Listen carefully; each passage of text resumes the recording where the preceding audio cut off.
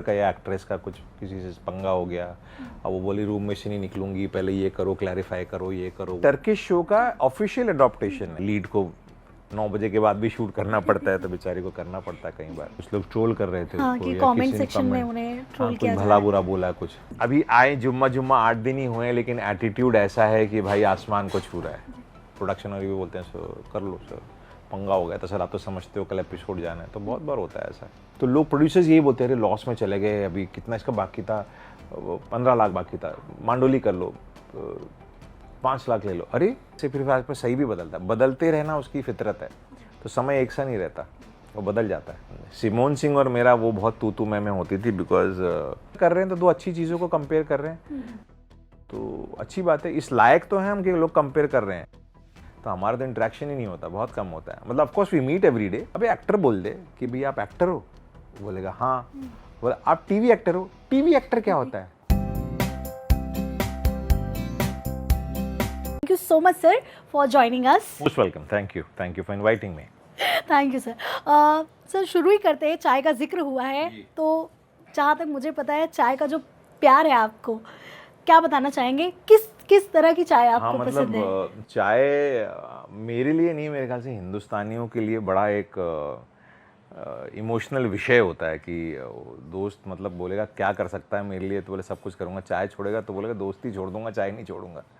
सो हम लोग I think आधे से ज़्यादा देश हमारा टी लवर है, तो चाय मज़ा आता है। चाय पीने के बाद एक अजीब सा मतलब आदमी सेट हो जाता है। वो सेट की डेफिनेशन क्या होती है ये नहीं मुझे पता, बट पी के अच्छा लगता है। किस टाइप के पर्सन है सर आप? मतलब एक होते हैं दिन भर में 4-5 बार वाली है, या फिर नहीं पहले था। हाँ। दिन में और शूट पे होते हैं तो बहुत चाय हो जाती है, लेकिन अब मैंने रिस्ट्रिक्ट कर दिया, ज़्यादा से ज़्यादा 2 कप चाय, बहुत मन को मार के 3 कप हो जाती है। मतलब लेट नाइट्स भी कभी कभी हम लोग पी लेते हैं। और मुझे आप चाय, कॉफ़ी, रेड बुल कुछ भी पिला दीजिए और उसके बाद मैं सो जाता हूँ। मुझे कोई इशू नहीं होता कि अरे चाय पी लिए नींद नहीं आएगी, मेरे साथ ऐसा नहीं है। मैं चाय पी के भी सो जाता हूँ, कॉफ़ी पी के भी सो जाता हूँ।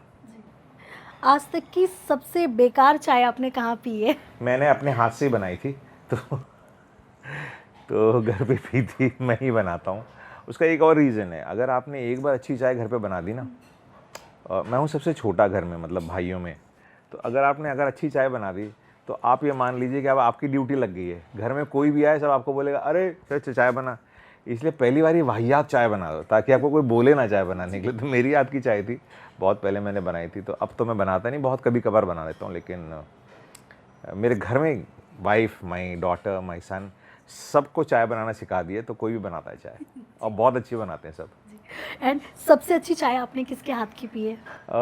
सही बनाते हैं आई थिंक। आपके कोई को स्टार ने जो पिलाई हो आपको चाय? को स्टार्स के हाथ की ऐसा पी नहीं, क्योंकि हम लोग सेट पे ही होते हैं।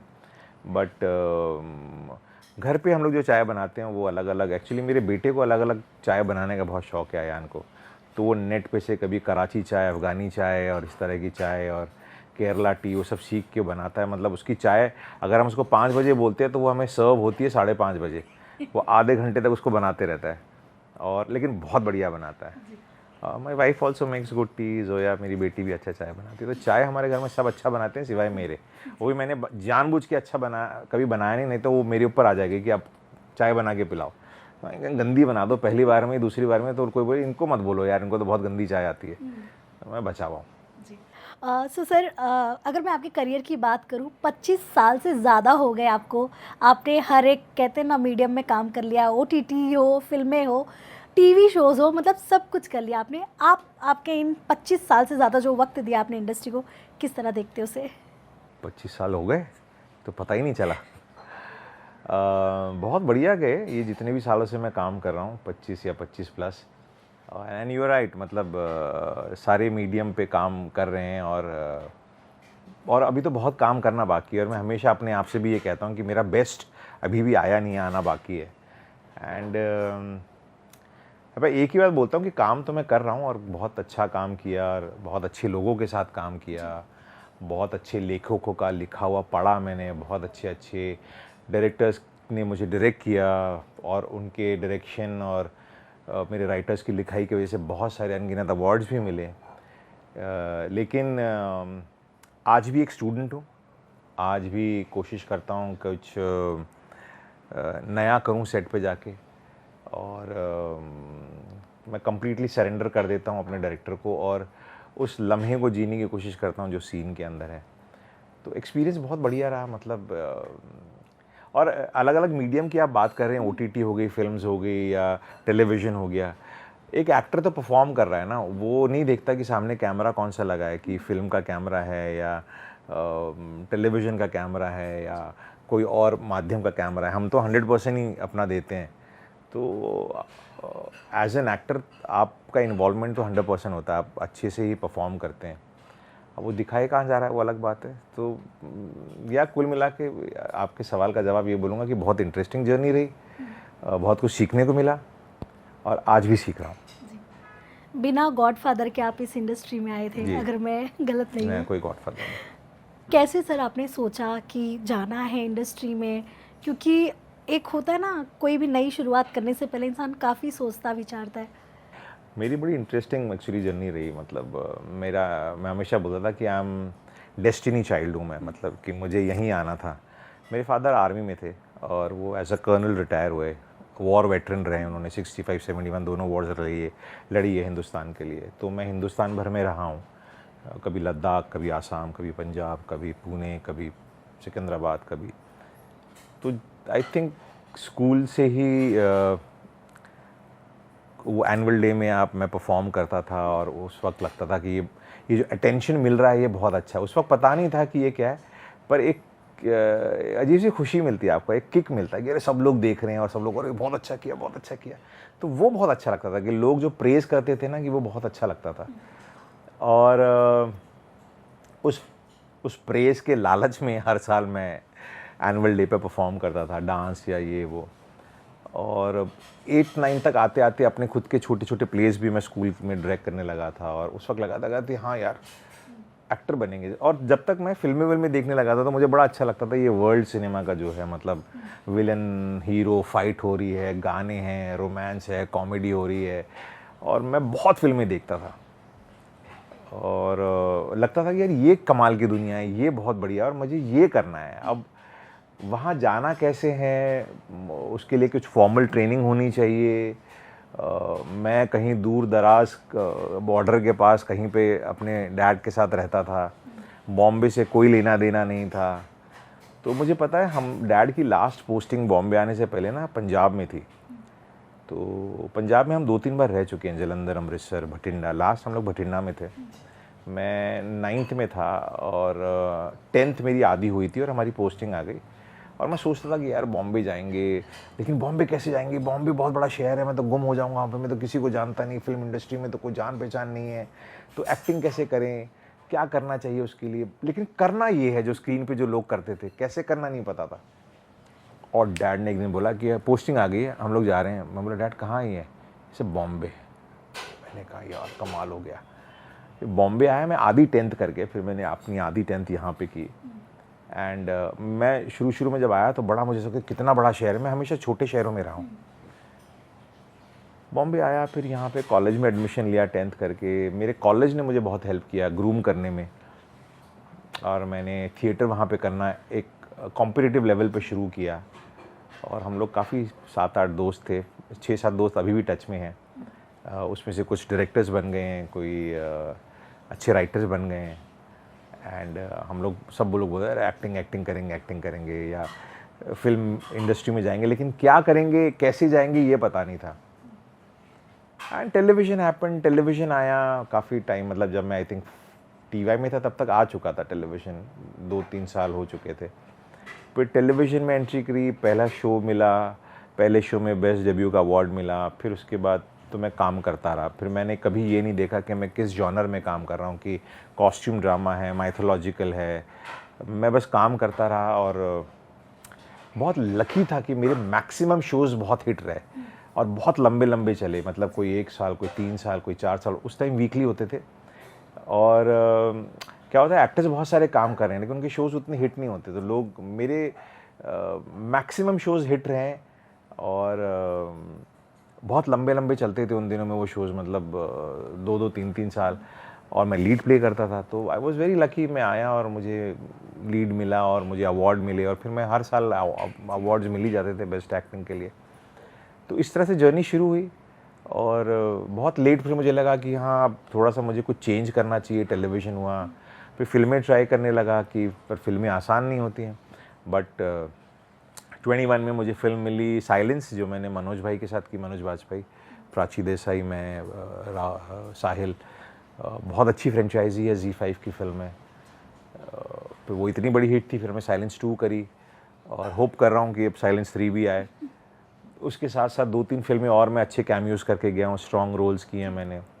एक्शन हीरो है, म्यूज़िक स्कूल है, बॉर्डर थी। तो हाँ, इंटरेस्टिंग रहा है सारा कुछ, और कभी ऐसे पीछे पलट के देखा नहीं कि यार इतना काम कर लिया। तो कभी कभी लोग बोलते हैं सर कौन कौन से शोज़, मैंने कहा शोज़ तो बहुत किया मैंने, एज ए लीड कम से कम 30-35 शोज़ करे होंगे। फिर स्ट्रॉन्ग कैरेक्टर्स किया, फिर जैसे आप आपकी स्क्रीन एज होती है, और तो आपको एक अलग तरह के रोल्स पिकअप करने होते हैं। But I was very lucky, मतलब मुझे हमेशा से बहुत अच्छे रोल्स मिले, क्योंकि शायद मैं बहुत अच्छा परफॉर्म करते आया हूँ सारे रोल्स को। सर आपका जो पहला शो था हीना, हाँ, नहीं वो मेरा पहला नहीं था एक्चुअली। हाँ, हीना के बाद तो मैंने छुट्टी ले ली थी 1-1.5-2 साल की। हाँ, हीना से पहले भी कुछ शोज आए थे मेरे, but Heena was my one of my very big shows. Yes, क्योंकि अगर कहते हैं ना, अगर सक्सेस आपका हीना से ही आना शुरू हुआ था, अगर मैं गलत नहीं हूँ तो, जो आपने उसमें कैरेक्टर किया नहीं, था। उससे पहले भी मैं जब बनेगी अपनी बात करता था, सिद्धार्थ है, सिद्धार्थ में बहुत पॉपुलर था, और 1-2 उससे पहले और शोज थे, लेकिन वो सच था, डीडी पे थे, बहुत पॉपुलर थे।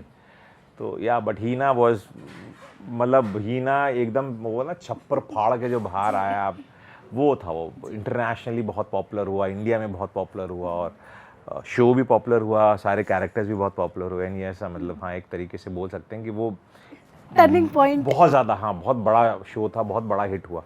तो उससे पहले भी शोज हिट होते रहे, लेकिन ये और बड़ा हिट हो गया था। सो या कभी कभी तो गोल्डन टाइम चलता है ना आपका, जो करते हो अच्छा ही होता है। बट सर, जब आपका पहली बार आपने कैमरा फेस किया होगा, उस वक्त क्या चल रहा था दिमाग में आपने, एंड क्या शॉट में कुछ गड़बड़ी की थी आपने? नहीं, मैं बहुत कॉन्फिडेंट पहले से था, क्योंकि मैं थिएटर बहुत कर चुका था, स्कूल लेवल पे और कॉलेज लेवल पे, इंटर कॉलेजिएट लेवल पे। मतलब जब मैंने मॉडलिंग करना शुरू करी, मैंने एटलीस्ट 60 से 70 एड्स करें, वो सब है यूट्यूब के ऊपर। तो मैं स्टिल एड्स के लिए मुझे बहुत सिलेक्ट करते थे, तो मैंने एरो शर्ट्स को इंडिया में लॉन्च किया, मैं चिराग दिन ट्राउजर्स का मॉडल रहा, सब होर्डिंग्स वगैरह लगते थे। अच्छा, ये बहुत पुरानी बात है, उन दिनों की बात है जब कौवे सफ़ेद रंग के होते थे, मतलब। तो मैं हमेशा बोलता था यार मुझे ऐड, वो फोटो वाली ऐड में क्यों नहीं था, मुझे ऐड फिल्म में आना है। फिर मैंने एक कोडैक एक्सप्रेस इंडिया में आया था, तब उसकी एक ऐड फिल्म करी। फिर उन्हीं लोगों के साथ मैंने बहुत बड़े एड्स किए, 2-3।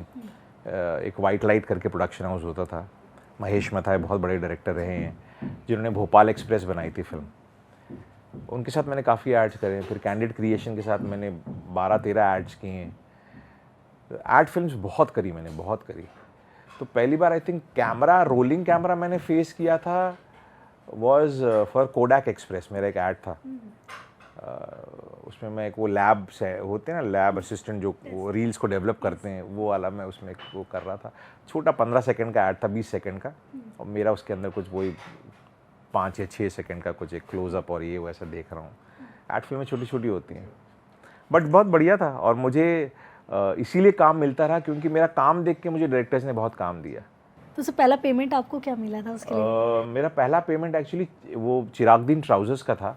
हमने पूरा दिन जाके मनोरी में वो कैंपेन शूट किया था, और उसके बड़े होर्डिंग्स पूरे बॉम्बे में लगे थे, और सिनेब्लेट्स और स्टारडस्ट के कवर के पीछे उसका वो फुल लेंथ, वो अभी भी है मेरे पास magazines.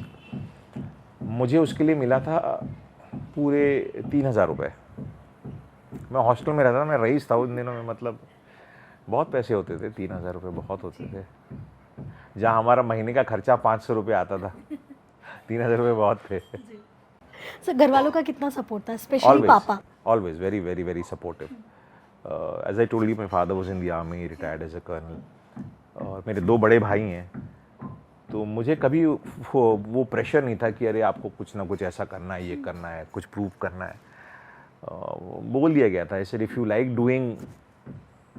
You like acting go ahead. पर डैड यही बोलते थे हमेशा, 2 बातें उन्होंने मुझे हमेशा बोली है। एवरेज मत रहना कभी कि करता है कौन, be the best in whatever you want to do. I was a very good athlete also, तो मैं शायद बहुत अच्छा स्पोर्ट्समैन भी बन सकता था, लेकिन फिर स्पोर्ट्स परस्यू नहीं किया। और वो दूसरी चीज़ ये बोलते थे, जब उन्होंने मेरे पहले 2-3 प्लेस कॉलेज में आके देखे, तो ही टोल्ड मी कि Vicky you are very good, हाँ, but just remember be always humble. याद रखना, जिस पेड़ पे फल होते हैं ना, झुका हुआ होता है, एटीट्यूड मत लाना अपने अंदर। And you would always say be the best, average मत रहना, I don't like average, be the best, give your 100%। तो आई थिंक ये dad is no more now, we lost him around 3 years back, but उनकी बातें हमेशा याद है। I try and be humble as much as I can, and I always try and give my best. And I hope audience बताएगी, शायद, पता नहीं, comment में बताना है कि एवरेज तो नहीं रहा मैं, आई थिंक बहुत अबव एवरेज रहा हूँ, क्योंकि मैंने बहुत शोज़ कर लिए। सर कभी ऐसे लगा आपको कि मतलब किसी नए एक्टर के साथ आप काम कर रहे हो, बट जिस तरह आप लोगों ने शुरुआत की थी, जितने हम्बल होके, सामने वाला आपको लगा नहीं हो कि ऐसे लग रहा हो कि भाई ये मतलब अपने में ही है, मतलब अलग ही हवा में चल रहा है? बहुत लगता है, बहुत लगता है। मैं नाम नहीं लूँगा, लेकिन बहुत सारे ऐसे एक्टर्स मुझे मिले, यार हम भी नए नए थे कभी कभी, और हमने जिनको देखा था, बड़े बड़े एक्टर्स महाभारत के और फिल्मों के, मतलब उनको देख के ऐसा होता है कि माय गॉड, मतलब आज चाहे वो मुकेश खन्ना जी हो, या सुरेंद्र पाल जी हो, या किरण कुमार जी हो, या शरद सक्सेना जी हो, या बड़े बड़े हीरोज़ जो हमने विलेंस जिनको देख, उनके साथ हम काम कर रहे थे, लेकिन हम बहुत हम्बल रहे। इतना मैं वो था कि मुझे उन एक्टर्स ने बाद में बोला कि यार कमाल हो गया, मतलब इतना बढ़िया एक्टर है, तो उन्होंने कट किया बीच में शॉट को और बोला कि इतना बढ़िया एक तुम काम कर रहे हो यार। और आज बहुत सारे ऐसे लड़के हैं इंडस्ट्री के अंदर जिसको मैंने देखा है, जो मतलब अभी आए जुम्मा 8 दिन ही हुए हैं, लेकिन एटीट्यूड ऐसा है कि भाई आसमान को छू रहा है। और कितने तो चली भी गए, विच आई फील सॉरी फॉर। आपको ये नहीं भूलना चाहिए कि आज आप जहाँ पर हो, कल वहाँ पर कोई और होगा।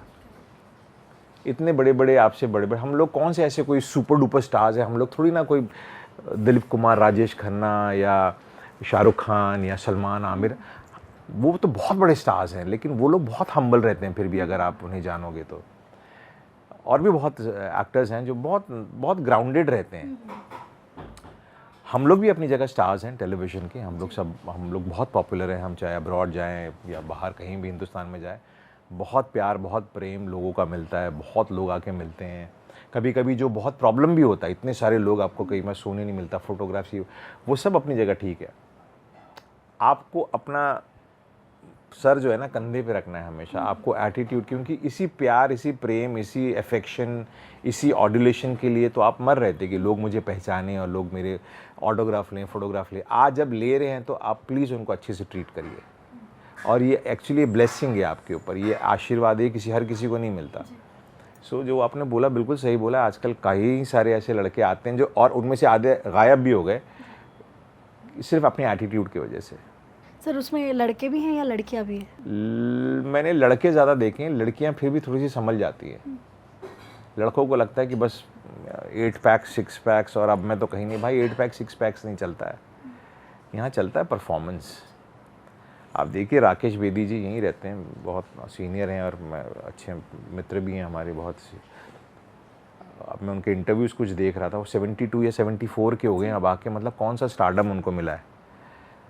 तो वो तो हमेशा से अच्छा काम करते आ रहे थे ना। वो बोलते मैं रोता हूँ आज जो मुझे रिकग्निशन मिला उस चीज़ को देख के, तो वो तो हमेशा से अपना, कितने बड़े स्टार हैं राकेश जी, मतलब माय गॉड, उनके शोज़ श्रीमान श्रीमती हो जाए, ये जो ज़िंदगी हो जाए, या उनकी फिल्में जो हो, क्या उन्होंने परफॉर्म किया। मैं तो जब से छोटा हूँ, जब से मैं फिल्में देख रहा हूँ, तब से उनको देख रहा हूँ, लेकिन उन्होंने एटीट्यूड हमेशा अपना सही रखा। आज देखो वो कहाँ पर है। वहीं पे बहुत सारे ऐसे एक्टर्स, मैं नाम नहीं लेना चाहूँगा, जो बहुत अच्छे एक्टर थे, लेकिन सिर्फ अपने एटीट्यूड की वजह से आज ख़त्म हो गए हैं। कितने अच्छे अच्छे लॉन्च मिलते हैं लड़कों को, और वो आते हैं 3 फिल्में 4 फिल्में and they are out. Attitude. हमारी इंडस्ट्री में कहावत है, लोग बोलते हैं कि आप इंसान, अगर actor on a scale of 1 to 10, या 1 से 20 के बीच में, अगर आप एक्टर 19 है, लेकिन आप इंसान, अगर आप इंसान एक्टर आप भले कितना भी खराब हो खराब हो लेकिन लेकिन इंसान अगर अच्छे इंसान हो। अच्छे हो ना तो आप बहुत लंबा चलोगे। जी तो ये होना बहुत ज़रूरी है, और ये सिर्फ एक्टिंग के लिए नहीं, आप किसी भी क्षेत्र में किसी भी फील्ड में काम कर रहे हो, आपको एज ए इंसान होना पहले प्राइमरली बहुत अच्छा होना बहुत ज़रूरी है, तभी आप टिकोगे।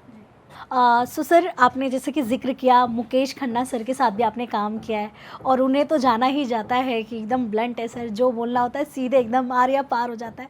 क्या बताना चाहेंगे उनके साथ कैसा आपका मुकेश बॉन्ड जी है? के साथ मेरा बड़ा अच्छा बॉन्ड रहा है, क्योंकि मैं जब उनके साथ काम करता था तो मैं कॉलेज में था, और I was probably one of the youngest actor on set. और सब आनंद जोग जी, भरत कपूर जी, आपके सुरेंद्र पाल जी, मुकेश खन्ना जी, फिर काफ़ी सारे सब सीन बहुत बड़े बड़े एक्टर्स होते थे। तो मैं ऐसे हंसी मजाक बहुत करता था। तो उस वक्त तो, अभी जो आजकल जो मुकेश जी का जो रूप है, बड़ा मतलब ब्लंटली बोलते हैं और हर चीज़ में उनकी एक आवाज़ होती है, उस वक्त नहीं था। ये तो अब सोशल मीडिया की वजह से आप ऐसे सुन रहे हैं। तो अभी तो मेरी उनसे मुलाकात है नहीं, कई सालों से मैं मिला नहीं। एक बार ऐसे ही हम लोग एक फिल्म या कोई फंक्शन में टकराए थे। बट हाँ, मैं पढ़ते रहता हूँ, मतलब वो बिल्कुल बिंदास बोलते हैं, हर चीज़ छोड़ते नहीं है किसी भी चीज़ को। जी आज ही बोला उन्होंने कि रणवीर सिंह वो शक्तिमान के लिए सही नहीं है, उसमें जो विलन है उसके लिए सही है। आज ही पढ़ रहा था मैं, उन्होंने वो शक्तिमान के लिए सही नहीं है, उसमें एक विलन होता था जो सुरेंद्र पाल जी प्ले करते थे, वो उसके लिए सही है। जी ठीक है, मुकेश जी का मानना है तो ठीक है। सर इतना आपने काम किया, इतने साल दिए अपने इंडस्ट्री को, कभी ऐसा फील हुआ आपको कि मतलब जो एक एक्टर को चाहिए होती है, जो पॉपुलैरिटी इतने मतलब लीड्स किए आपने, इतने शोज़ किए, मतलब आपको खुद नहीं याद होंगे कितने नाम, तो कभी ऐसे लगा कि मतलब कुछ तो छूट गया है? भूख तो हमेशा रहती है, इसलिए मैं हमेशा ये कहता हूँ कि बेस्ट अभी आया नहीं है, आना बाकी है। पर वो क्या होगा मुझे भी नहीं पता। जैसे मैं हमेशा बोलते रहता हूँ कि यार मुझे एज एन एक्टर मैंने बहुत सारे कैरेक्टर्स किए हैं, बहुत कोई रोमांस भी बहुत किया, इमोशनल भी बहुत किया। रोमांस तो बहुत किया है, नेगेटिव भी किया है, अभी जो कर रहा हूँ उसमें भी हल्का सा नेगेटिव। पर मुझे कभी कॉमेडी नहीं करने मिली है, आउट एंड आउट कॉमेडी जो होता है। जबकि मैं जब थिएटर करता था, स्कूल में भी, कॉलेज में भी, इंटर कॉलेज में भी, और प्रोफेशनल लेवल पर भी, अभी भी जब मैं प्लेस करता हूँ बॉम्बे में या बॉम्बे के बाहर, तो मैं कॉमेडी प्ले बहुत करता हूँ, कॉमेडी ही करता हूँ रादर, क्योंकि मेरा सेंस ऑफ ह्यूमर बहुत बढ़िया है। तो मुझे हमेशा से शिकायत रही है कि मुझे आज तक कभी किसी ने कॉमेडी में क्यों नहीं कास्ट किया। और यही अपनी खुजली मिटाने के लिए मैंने अपना यूट्यूब पे अपनी सीरीज़ बनाई जिसका नाम है जुगाड़बाज, और अराउंड उसके 32 एपिसोड्स हैं, 17 मिनट 18 मिनट के, जो मैंने खुद ही लिखा है, खुद ही शूट किया है, खुद ही एडिटिंग भी सीखा मैंने खुद उसके लिए, और अपना एक चैनल है, मैं उसके ऊपर इसको चलाता हूँ। तो हाँ, आप प्लीज़ कोई प्रोड्यूसर देख रहा हो तो यार कॉमेडी के लिए बुला लो, मेरी कॉमिक की टाइमिंग बहुत अच्छी है। तो ये एक है जो मतलब मैंने नहीं किया, बाकी तो मोस्टली काफ़ी काम कर लिया। जी कभी ऐसे नाराज़गी हुई आपको कि मतलब इतना काम किया, मतलब जो कहते हैं ना शोबाजी करते हैं उन्हें ऊपर रखा जाता है, लेकिन जो हम्बल रह के कहते हैं एक अपने एक कहते हैं ना। मैं समझ गया आप जो कह रहे हैं कि यार हम मतलब, पर देखिए एक कहावत है इंडस्ट्री में, है ना, घोड़ों को खाने के लिए घास नहीं है, गधे गुलाब जामुन खाते हैं। तो ये अगर कहावत है तो किसी ने सही कहा होगा। मेरे साथ ऐसा नहीं हुआ, क्योंकि God is been very kind. जो जिनके साथ भी काम करता हूँ तो उन्हें पता है कि वकार ने कितना काम किया है, और किस कैलिबर का एक्टर है, या किस लेवल का ये काम कर आया है, तो या कर रहा है। तो मुझे कभी उस मामले में ऐसा मतलब अफसोस नहीं होता, क्योंकि अभी जो नए लड़के कर रहे हैं 25, 30, 35 साल के, 32 साल के, 25 से 30 साल के, तो मैं ये अनगिनत काम कर चुका हूँ, और मुझे मालूम है कि मैं 30 साल का तो लग नहीं सकता अब। तो जो मेरी एज कैटेगरी का काम है वो मैं कर रहा हूँ, और मज़ा आ रहा है उसमें करने में भी, कोई इशू नहीं है। इतने शोज़ तो किए सर आपने, बट कैरेक्टर जो कहते हैं ना वो भी कुछ लगाव होता है अलग अलग कैरेक्टर से, अलग अलग। आपका कौन सा ऐसा कैरेक्टर है जो कहते हैं ना आपके दिल में उसके लिए अलग ही जगह है? देखिए, मतलब बड़ा क्लीशेड सा आंसर है कि आपके सारे कैरेक्टर्स आपने अपने खुद ही किए हैं, क्योंकि हर कैरेक्टर के अंदर आंखें मेरी थी, चेहरा मेरा था, ज़बान आवाज़ मेरी थी। मैं जिसमें ऐसे हंसा उसमें हर कैरेक्टर में ऐसे ही हंसा, क्योंकि स्माइल भी मेरी है। लेकिन जो कैरेक्टर्स बहुत पॉपुलर हो जाते हैं ना, वो इसलिए भी क्योंकि लोग आपको बहुत बार बार याद दिलाते रहते हैं कि सर मैं हीना, सर जुस्तजू, सर लेकिन मैं आपको देख बहुत मज़ा आता है, कबूल है सर हीना में। अभी जैसे अनुपमा में कर रहा था तो मुझे बहुत लोग मिलते हैं, अनुपमा सर क्या रोमांटिक आपने, बहुत बहुत बढ़िया, we loved you in that, ये वो। और अभी शहर के लिए भी लोग बहुत बोलते हैं कि सर आप मतलब इतना लास्ट ईयर आपने मतलब अनुपमा इतना रोमांटिक और इमोशनल रोल किया और आप एकदम नेगेटिव यहाँ पे कर रहे हो, तो बड़ा समझ लगता नहीं कि कभी कभी वही एक्टर है। मैंने कहा ये जीत है मेरी, और कोशिश यही रहती है कि अपने कंफर्ट जोन से हट के काम करें और अपने आप को चैलेंज करते रहे, क्योंकि हमें ग्रो करने का सिर्फ यही एक तरीका होता है कि हम अपने आप को कंफर्ट जोन से हटा के थोड़ा सा अनकंफर्टेबल जोन में डालें ताकि हम मेहनत करें। तो ये कोशिश इंटेंशनल भी होती है और थोड़ा लकी भी हूँ कि मुझे अलग अलग तरह के रोल्स मिल जाते हैं, पर कॉमेडी नहीं किसी ने दिया आज तक। सर ज़रूर, मुझे लगता है ये इंटरव्यू अब अगर किसी प्रोड्यूसर के पास पहुंचेगा तो हाँ, कोई तो कॉमेडी करवा सर दो आपका वैसे फेवरेट कॉमेडियन कौन है टेलीविजन में? जी, टेलीविजन या फिर बॉलीवुड में? बहुत सारे हैं यार। टेलीविजन में मुझे देखो भाभी जी घर पर हैं कि दोनों एक्टर्स बहुत, सारे एक्टर्स बहुत अच्छे लगते हैं। मैं सिर्फ आसिफ भाई और वो जो उनकी तिवारी जी की बात नहीं कर रहा हूँ, उसमें जो दूसरे हैं ना वो जो सपोर्टिंग, हाँ सानंद है, फिर जो दूसरे और जो 2-3 और हैं वो बहुत अच्छे लगते हैं। फिर सुमित राघवन कॉमेडी बहुत अच्छी करता है। फिर आपका भला हो, ऑफ कोर्स पहले राकेश बेदी, शफी नामदार और ईसा सतीश शाह, ये सब लोग थे। अभी के इसके अंदर क्योंकि कॉमेडी शोज कितने आ रहे हैं, कौन कौन से हैं? मैं भाभी जी ही देखता हूँ मोस्टली। सर ऐसे है बहुत सारे हैं जो आते, या बीच बीच में कभी कभी कोई ट्रैक आ जाता है कॉमेडी का, हाँ। बट अगर प्रॉपर देखते तो भाभी जी है उसमें। बस तो वो उसके कैरेक्टर्स, उसमें सारे कैरेक्टर्स मुझे बहुत अच्छे लगते हैं। So in case Binaifer Sanjay, if you watching this, cast कर लो यार मुझे। जी सर, भाभी जी का नाम लिया आपने तो देखा ही है कुछ दिनों से काफ़ी ज़्यादा हेडलाइंस में चल रहा था भाभी जी घर पर है। मुझे नहीं पता। आपकी अच्छा फेवरेट भाभी जी आपको कौन लगी, शुभांगी अत्रे या फिर शिल्पा शिंदे? भाभी जी तो सारी अच्छी होती है। शिल्पा की उनकी दोस्त है, सो आई विल से शिल्पा। वो दूसरी शिवांगी ने भी बहुत अच्छा कहा। 10 साल आप कोई कैरेक्टर को लेकर चल रहे हो यार, आपको पता है कितना डिफिकल्ट होता है एज एन एक्टर। मुझे पता है एज एन एक्टर अगर आपने किसी को रिप्लेस किया, और वो किसी भी कौन था, शिल्पा थी जो इतनी पॉपुलर थी, आप उसकी जगह पर आप आए हो और आपने उसको अपने तरीके से इतना बढ़िया किया है कि लोगों ने आपको इतना प्यार दिया कि आप 10 साल तक करते रहे उसको। तो मतलब आप किसी को बोलो कि ये अच्छी थी, ये अच्छी थी, आप नहीं बोल पाएंगे कौन अच्छी थी। पर शिल्पा क्योंकि मेरी दोस्त है तो हाँ, I like Shilpa, she is my friend. तो या मैं शिवांगी को मैं जानता नहीं, व्यक्ति शुभांगी को मैं व्यक्तिगत तौर पे नहीं जानता, तो sorry Shubhangi, will meet. Yes sir, इसके अलावा भी आपने वो रहने वाली महलों में काम किया है और ऐसे अनगिनत शो है। मैं भूल जाता हूँ कई बार कि ये क्या, कभी मुझे एक्टर मिले, सर वो शो कौन सा शो, अरे सर वहाँ करते थे, कहाँ करते थे सर, वो अंधेरी ईस्ट में था ना, वो साकिनाका के पास एक स्टूडियो एमबीसी के आगे। अच्छा अच्छा, प्रोड्यूसर कौन था ये, अरे अच्छा अच्छा वो शो में था। हाँ मैं, बिकॉज इतने सारे आपने शोज़ किए और इतने सारे कैरेक्टर्स किए, और अभी टॉकिंग अबाउट 25-26 साल हो गए, ज़्यादा ही हो गए होंगे। तो जो बहुत ज़्यादा पॉपुलर नहीं होते हैं शो काफ़ी सारे, तो आप भूल जाते हो, क्योंकि उनके बारे में ना आपको याद रहता है ना आपके फैंस आके याद दिलाते हैं। वो गिने चुने वही 10-12 शोज़ होते हैं जो उनको सबको पसंद आते हैं कि सर बनेगी अपनी बात, या हीना, या कबूल है, या विद्या, या अनुपमा, या अभी ये, या दूसरे काफ़ी सारे शोज़ जो बहुत अच्छे रहे। वो रहने वाली महलों की भी सर एक टाइम था कि कल्ट मतलब शो था वो, आपको पता है सहारा का। उससे वो सहारा जब नया नया आया था, सहारा टीवी, वो एक शो स्टार के सबसे बड़े शो को टक्कर देता था, इतना बड़ा शो था वो चैनल ड्राइवर था वो शो, और 5 साल चला है वो। और क्या उसकी लिखाई बहुत बढ़िया थी। फिर प्रोड्यूसर्स, मतलब आप देखिए कविता बरजातिया और फ्रॉम द हाउस ऑफ राजश्रीज है वो, तो उनकी एस्थेटिक्स पे तो आप डाउट भी नहीं कर सकते। और वो इतना बढ़िया शो था, और वो जो कपूर थी रीना ने भी बड़ा बढ़िया उसमें काम किया था, और लोग तो उसके बस 10 एपिसोड में ही दीवाने हो गए थे, वो सुपरहिट हो गया था एकदम से।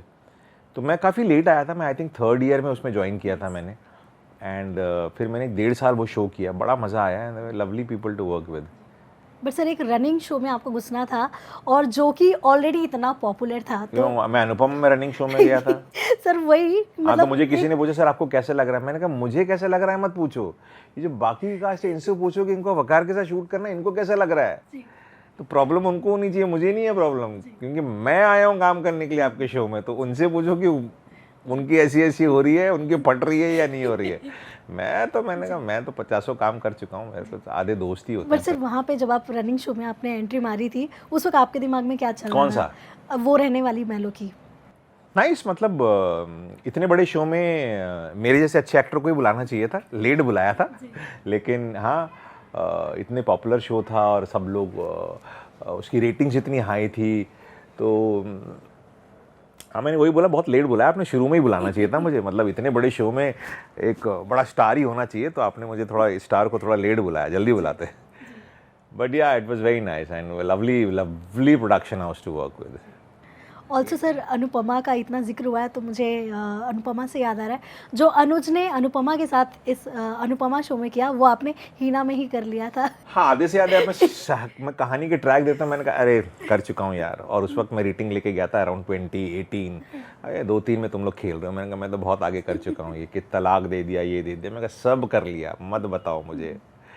बट या आई मीन हमारी हिंदुस्तान में कहानियाँ तो वही 5-6 होती है, चाहे फिल्मों में भी होती है, आप उसको परोसते कैसे हो लोगों के सामने वही अलग होता है। तो कहानियाँ वही है, गिनी चुनी 8-10 वही होती है। अब उसमें कभी लड़का अमीर हो जाता है, कभी लड़की अमीर हो जाती है, कभी ख़ानदान बिछड़ जाता है, कभी बहन बिछड़ जाती है, कभी बाप बिछड़ जाता है, उसी को हम रीपैकेजिंग करके बेचते हैं, लेकिन इतना बढ़िया करते हैं कि लोग सालों साल देखते हैं, ये बात तो है। जी सर अनुपमा के सेट के लिए भी कई बातें होती है कि सेट पे रूपाली जी सा मतलब रूपाली जी का जमता नहीं है किसी से, या कुछ अलग अलग ही खबरें आती रहती है कि एक साथ शॉट देने के लिए एक्टर्स रेडी नहीं होते। बट नहीं मेरे साथ तो नहीं, रूपाली और मैं क्योंकि बहुत टाइम से एक दूसरे को जानते हैं और हम लोग दोस्त हैं और हमने काम भी पहले किया हुआ है, तो मेरे लिए रूपाली हमेशा से वही रूपाली है और रहेगी जो मैं इसको पहले जानता था।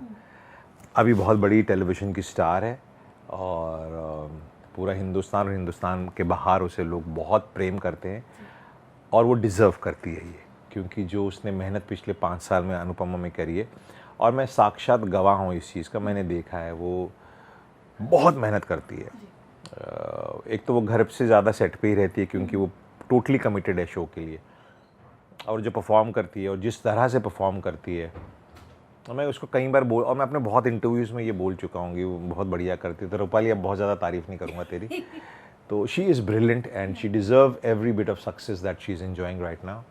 और बहुत हार्ड वर्क करती है, और मेरे साथ ऐसा कुछ नहीं हुआ जो आप बोल रहे हैं। मेरे भी सुनने में आया था लेकिन मैंने तो नहीं देखा, क्योंकि वहाँ जितने भी और एक्टर्स थे, चाहे सुधांशु था या गौरव, तो खैर 1 साल बाद आया था, तो सब लोग बहुत पॉपुलर थे, तो उनके साथ तो ऐसा कुछ था ही नहीं। मडलसा ने भी साथ में ही शुरू किया था, तो नॉट दैट आई सेंस, और मैं इनसे मतलब मुझे फ़र्क नहीं पड़ता, मेरे साथ ये है कि मेरे साथ क्या है, मेरे सीन क्या है मुझे बताओ, मेरा पैकअप, मुझे घर जाना है, मेरी दूसरी एक्टिविटीज़ होती है, तो मेरे साथ ऐसा कुछ नहीं हुआ। I mean she is always been very very cordial with me, जैसे को स्टार को को एक्टर को होना चाहिए, and very sweet, very hard working, very cooperative, and absolute pleasure था मेरा वो 8-9 महीने जब मैंने राजन जी के शो को किया। हालांकि जब मुझे अप्रोच किया गया तो मैं 3 दिन मना ही करता रहा, नहीं नहीं नहीं नहीं नहीं नहीं नहीं। फिर जब मैंने उसको सुनने के बाद हाँ किया तो राजन जी बोले तुम्हें 3 दिन से ढूंढ रहे, तुम मना ही करे जा रहे हो। अरे मैंने कहा सर मैंने एक्चुअली मन नहीं था कि कुछ और शो करूं, टीवी नहीं करना था, बट जब सुना तो मैंने कहा थैंक यू सो मच, आपने मुझे इसके लिए याद किया। Wonderful role, very well written. Yeah sir Rajan sir के साथ आपका कैसा बॉन्ड? राजन सर के साथ मेरा बहुत अच्छा, इनफैक्ट राजन सर और मैं 2017 या 18 में एक शो कर रहे थे, फिर विच हमारी सारी बातें हो गई, कमर्शियल्स लॉक हो गए, सब कुछ हो गया था, और वो शो शुरू होने से पहले फिर मुझे राजन जी ने फ़ोन किया, यार वकार थोड़ा सा, मैं कहा हाँ बोलो सर क्या हुआ। कहता है थोड़ा सा ना वो कैरेक्टर जो था वो चेंज हुआ, थोड़ा लड़की का रोल ऐसा हुआ है, तो मैं अगर अब तुझे लूँगा तो वो मैं जस्टिफाई नहीं कर पाऊँगा तुझे, और you are a big star, अगर तुझे लिया है तो फिर वो लोगों का ध्यान जाते जाएगा कि अगर वकार खड़ा है तो कुछ तो, और वो रहा नहीं उस कैरेक्टर में करने के लिए। तो मैं कहा कोई बात नहीं सर, जब कुछ और बढ़िया आएगा तब करेंगे, टेंशन वाली कोई बात नहीं। तो बहुत हमारा 15-20 दिन सारी बातें होके कैरेक्टर ये वो पैसा कितना, उस पर हमने लड़ झगड़ के सब सेटल कर लिया और फिर वो नहीं हुआ। अब वो शो नहीं हुआ या कैरेक्टर मुझे नहीं, मैंने फॉलो अप नहीं किया। And then he thought of me for Anupamaa, which is very nice and very sweet and thank you sir. तो जिसको मैं मिस कर रहा था इन द सेंस, मतलब मैंने नहीं करना है, नहीं करना है, नहीं अब कौन है, अरे छोड़ो, रखो रखो। फिर एक दिन मैंने जब वो सुना तो फिर मैंने कहा नहीं मैं करता हूँ, ये गुड डिसीजन कि मैंने हाँ बोला। सर जैसे कि मैंने अभी जिक्र किया रूपाली जी का, तो आपका इस पे पॉइंट ऑफ व्यू मैं जानना चाहती हूँ। कई बार होता है, चाहे वो फीमेल एक्ट्रेस हो या मेल एक्टर हो, जब वो सक्सेस की सीढ़ियाँ चढ़ने लगते हैं तो क्या लगता है आपको कि पीछे से जानबूझ के ऐसा एक नैरेटिव चलाया जाता है ताकि उनके सक्सेस को अफेक्ट हो वो चीज़ें? मतलब अच्छे तरीके में या बुरे तरीके में?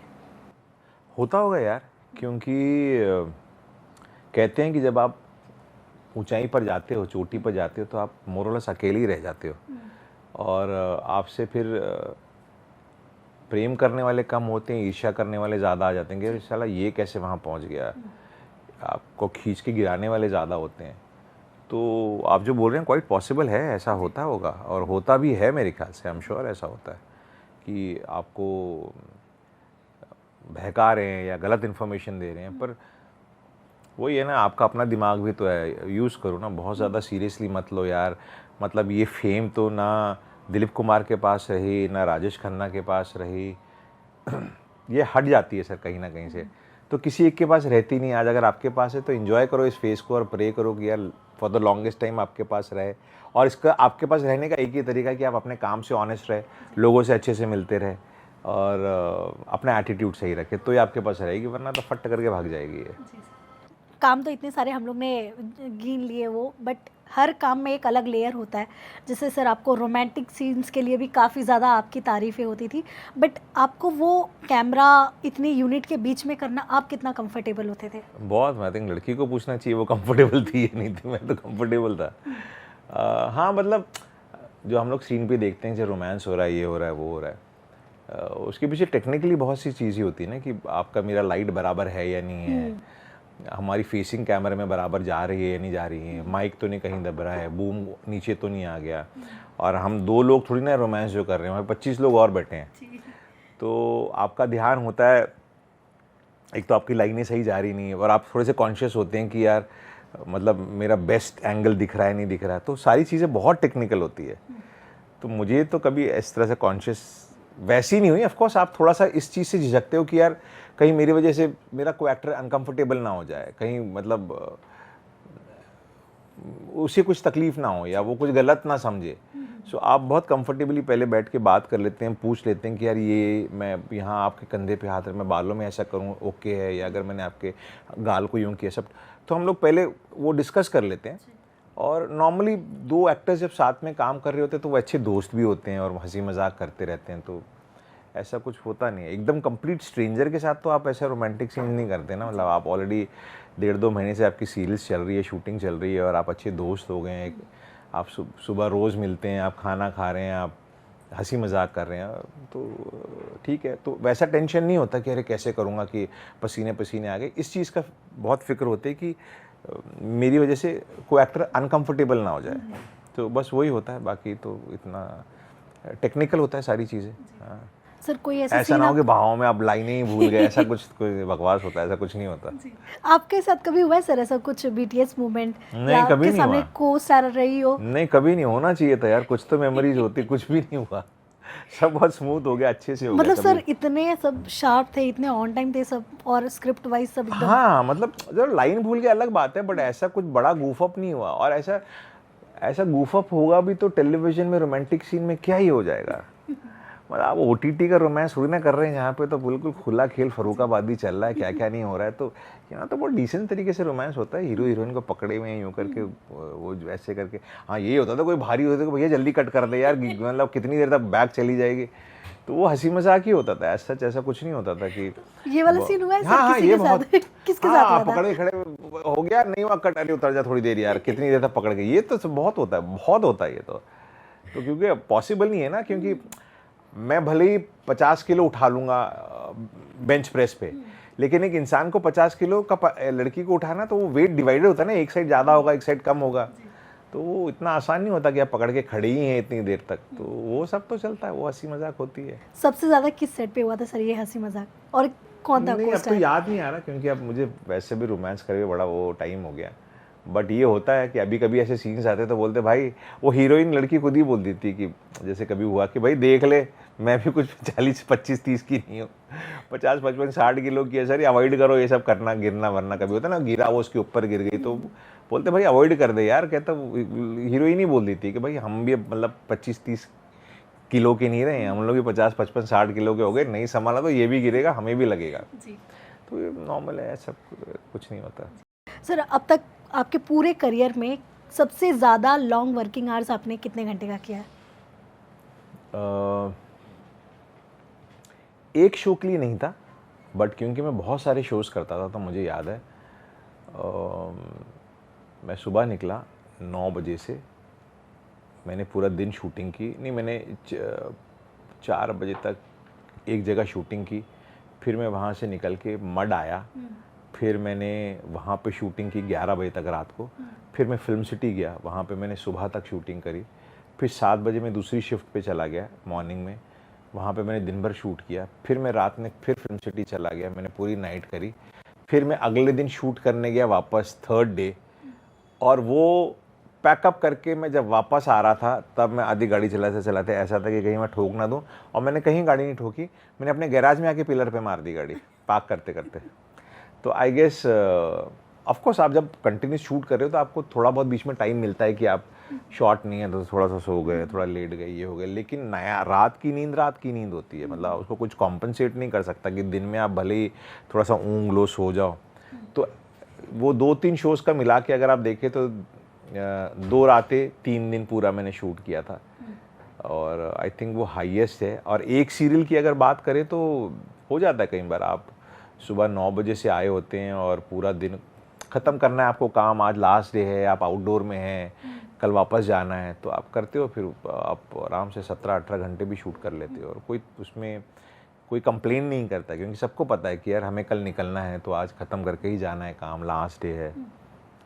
और अदरवाइज़ तो अभी जो रूल्स इतने स्ट्रिक्ट है कि हम लोग 12 घंटे ही काम करते हैं और वापस आ जाते हैं। हाँ, तो अभी तो ऐसा सच नहीं होता।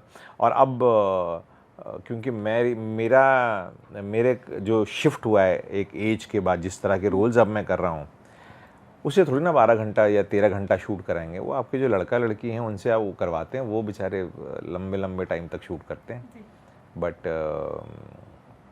हम लोग जो बहुत स्ट्रॉन्ग और एक पैरेलल स्ट्रॉन्ग रोल कर रहे हैं, मतलब शो के जो बहुत अहम रोल्स कर रहे हैं, हम लोग ज़्यादा नहीं 8-10 घंटे, कोई दिन ऐसा होता है कि लंबा खिंच गया, अदरवाइज बहुत कंफर्टेबली शूट अप हो जाता है। कभी सर किसी सेट पे ऐसा हुआ है कि किसी और के टेंट्रम की वजह से आपके ज़्यादा वर्किंग आवर्स चले गए हो? होता है, मूड ख़राब है, नहीं आना है, रूम से बाहर नहीं निकल रही है, 2 घंटा 3 घंटा कुछ हो गया, कोई भी किसी भी वजह से एक्टर का या एक्ट्रेस का कुछ किसी से पंगा हो गया, अब वो बोली रूम में से नहीं निकलूंगी, पहले ये करो, क्लैरिफाई करो, ये करो वो करो। आप बैठे हैं, आपका कोई लेना देना नहीं है, अब क्या वो नहीं बोले ये सीन तो जाना है यार कल के दिन, करते करते पैकअप हो जाता था रात को 9 साढ़े 9 बजे, पर क्योंकि वो मैडम या वो सर 3-4 घंटे नहीं निकले हैं बाहर, अब हम लगे हैं 12:30-1 बजे तक शूट करने में। प्रोडक्शन वाले भी बोलते हैं सर कर लो सर, पंगा हो गया तो सर आप तो समझते हो कल एपिसोड जाना है। तो बहुत बार होता है ऐसा कि किसी और की वजह से हमें ये सहन करना पड़ता है कि भैया इसने बहुत डिले कर दिया तो उसकी वजह से अब हमें लेट तक शूट करना पड़ेगा। सर, ग्रे शेड करने में ज़्यादा मज़ा आता है या फिर जो नॉर्मल कहते हैं ना एकदम भोले भाले जो कैरेक्टर होते हैं वो करने में मज़ा आता है? दोनों डिफ़िकल्ट है, और दोनों आपके अंदर का एक हिस्सा चाहते हैं, मांगते हैं। हम कंप्लीट वाइट नहीं है, हम कंप्लीट ब्लैक नहीं है, हर इंसान ग्रे है, अच्छा और बुरा दोनों है उसके अंदर। तो जब आप इस तरह के रोल करते हो तो कहीं ना कहीं आपके अंदर का अच्छाई भी आता है, कहीं ना कहीं आपके अंदर का जो बुरा इंसान है वो भी, उसका एक्सपीरियंस भी आपको मिलता है, और दोनों आपके हेल्थ पे इफ़ेक्ट करते हैं अगर आप उसको बहुत ज़्यादा करोगे तो। जैसे मुझे अच्छे से याद है जब मैं कबूले कर रहा था तो वो बहुत इमोशनल रोल हो गया था बाद में। पहले तो शुरू का बहुत रोमांस था और बड़ा अच्छा था, गाने वाने हम लोग करते थे, उसके बाद बहुत इमोशनल हो गया था। तो 2-3 महीने में रोज़ इमोशनल इतने हैवी सीन्स करता था कि मुझे कहना पड़ा था राइटर से कि यार अब ये बंद कर दो, बिकॉज मैं इमोशनली थोड़ा सा डिस्टर्ब होने लगा हूँ। उसी तरह जब आप नेगेटिव करते हो और अगर बहुत ज़्यादा गंदा वाला नेगेटिव कर रहे हो तो वो आपको इफेक्ट करेगा, आप चिड़चिड़े हो जाओगे, आपके नेचर में आना शुरू होगा, तो उससे बचना चाहिए। और डिफ़िकल्ट दोनों है, आसान कुछ नहीं है, बिकॉज अगर आप परफॉर्मर हो, अगर आप एक्टर हो, अगर आप थिंकिंग एक्टर हो, तो आप हर चीज़ सोच के इन्वॉल्व होके करोगे, सो वो टैक्सिंग होता है आपके लिए, सो आसान नहीं है। जो कहता है आसान होता है कॉमेडी या रोमांस है, ये पागल है, मेरे पास लाओ, गलत बोलता है, बहुत मुश्किल होता है। सर आज तक आपने कौन सा ऐसा कैरेक्टर है जो करने में आपको बहुत ज़्यादा डिफ़िकल्टीज हुई हो? ऐसा चैलेंजिंग रहा होगा वो आपके लिए? नहीं, देखो सीरियल्स में तो ऐसा नहीं होता है, या सीरियल्स में अगर जब ऐसा होता है तो वो शुरू के 1 आध 2 3 एपिसोड में होता है, क्योंकि आप नए नए एक सेट पे गए हैं और आपने नया एक कैरेक्टर करना शुरू किया है, तो जो राइटर है, डायरेक्टर है, उनको तो पता है कि ये कैरेक्टर क्या है, क्योंकि वो पिछले 2-3 महीने से उसके ऊपर काम कर रहे होते हैं। मैं तो अभी 3 दिन से आया हूँ ना, तो मुझे उस चीज़ को समझ में करने के लिए वहाँ तक कि नहीं ऐसे नहीं बोलेगा, ये फेस ऐसा नहीं करेगा, तो वो थोड़ी सी एक डिफ़िकल्टी शुरू के 3-4 दिन तक होती है डेली सोप में। उसके बाद आप रोज़ ही वो कैरेक्टर प्ले कर रहे हैं, तो आपसे बढ़िया तो उसको कोई कर नहीं सकता। लेकिन जब आप कोई फिल्म करते हो, एक स्टार्ट टू फिनिश प्रोजेक्ट करते हो, और आपको पता है कि मुझे अगले 12 दिन के अंदर ही फिल्म ख़त्म करनी है, और आपने अगर उसकी बहुत ज़्यादा रीडिंग्स और रिहर्सल नहीं करी, तो वो बहुत डिफ़िकल्ट हो जाता है करना।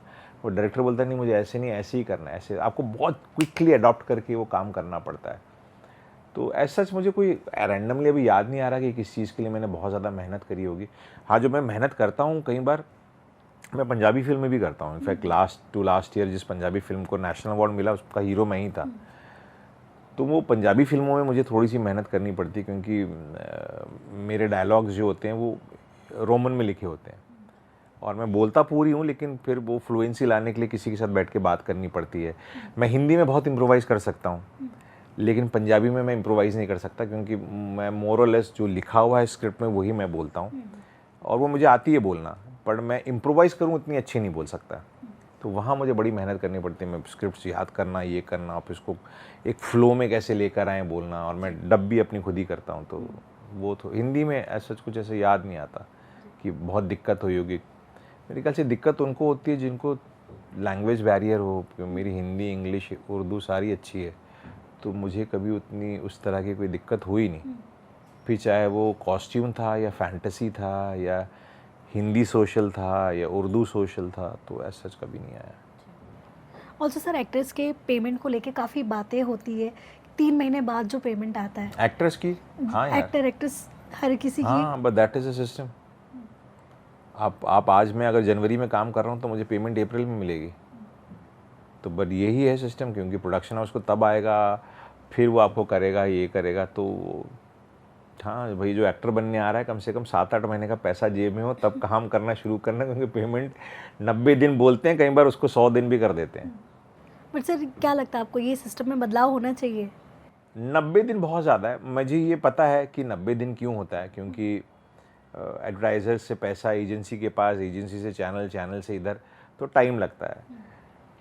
लेकिन मुझे ऐसा लगता है 90 दिन बहुत ज़्यादा होता है। मुझे बताइए, कोई इंसान यहाँ पे काम करने आया है, उसके बाद बहुत ज़्यादा पैसे नहीं, वो कैसे सर्वाइव करेगा?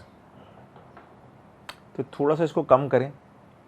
और जो जीएसटी वीएसटी का जो चक्कर है वो भी बड़ा अजीब सा होता है, उसमें भी बड़ा ये, तो वो थोड़ा सा सिस्टमेटिक होना चाहिए। बट ये लॉज है हमारे, एंड हमें इसको आयन आउट करना चाहिए, थोड़ा स्मूथ कर देना चाहिए। और 90 डेज़ तो बहुत ज़्यादा है, लेकिन हम लोग सब काम करते हैं, क्या करें, मजबूरी है।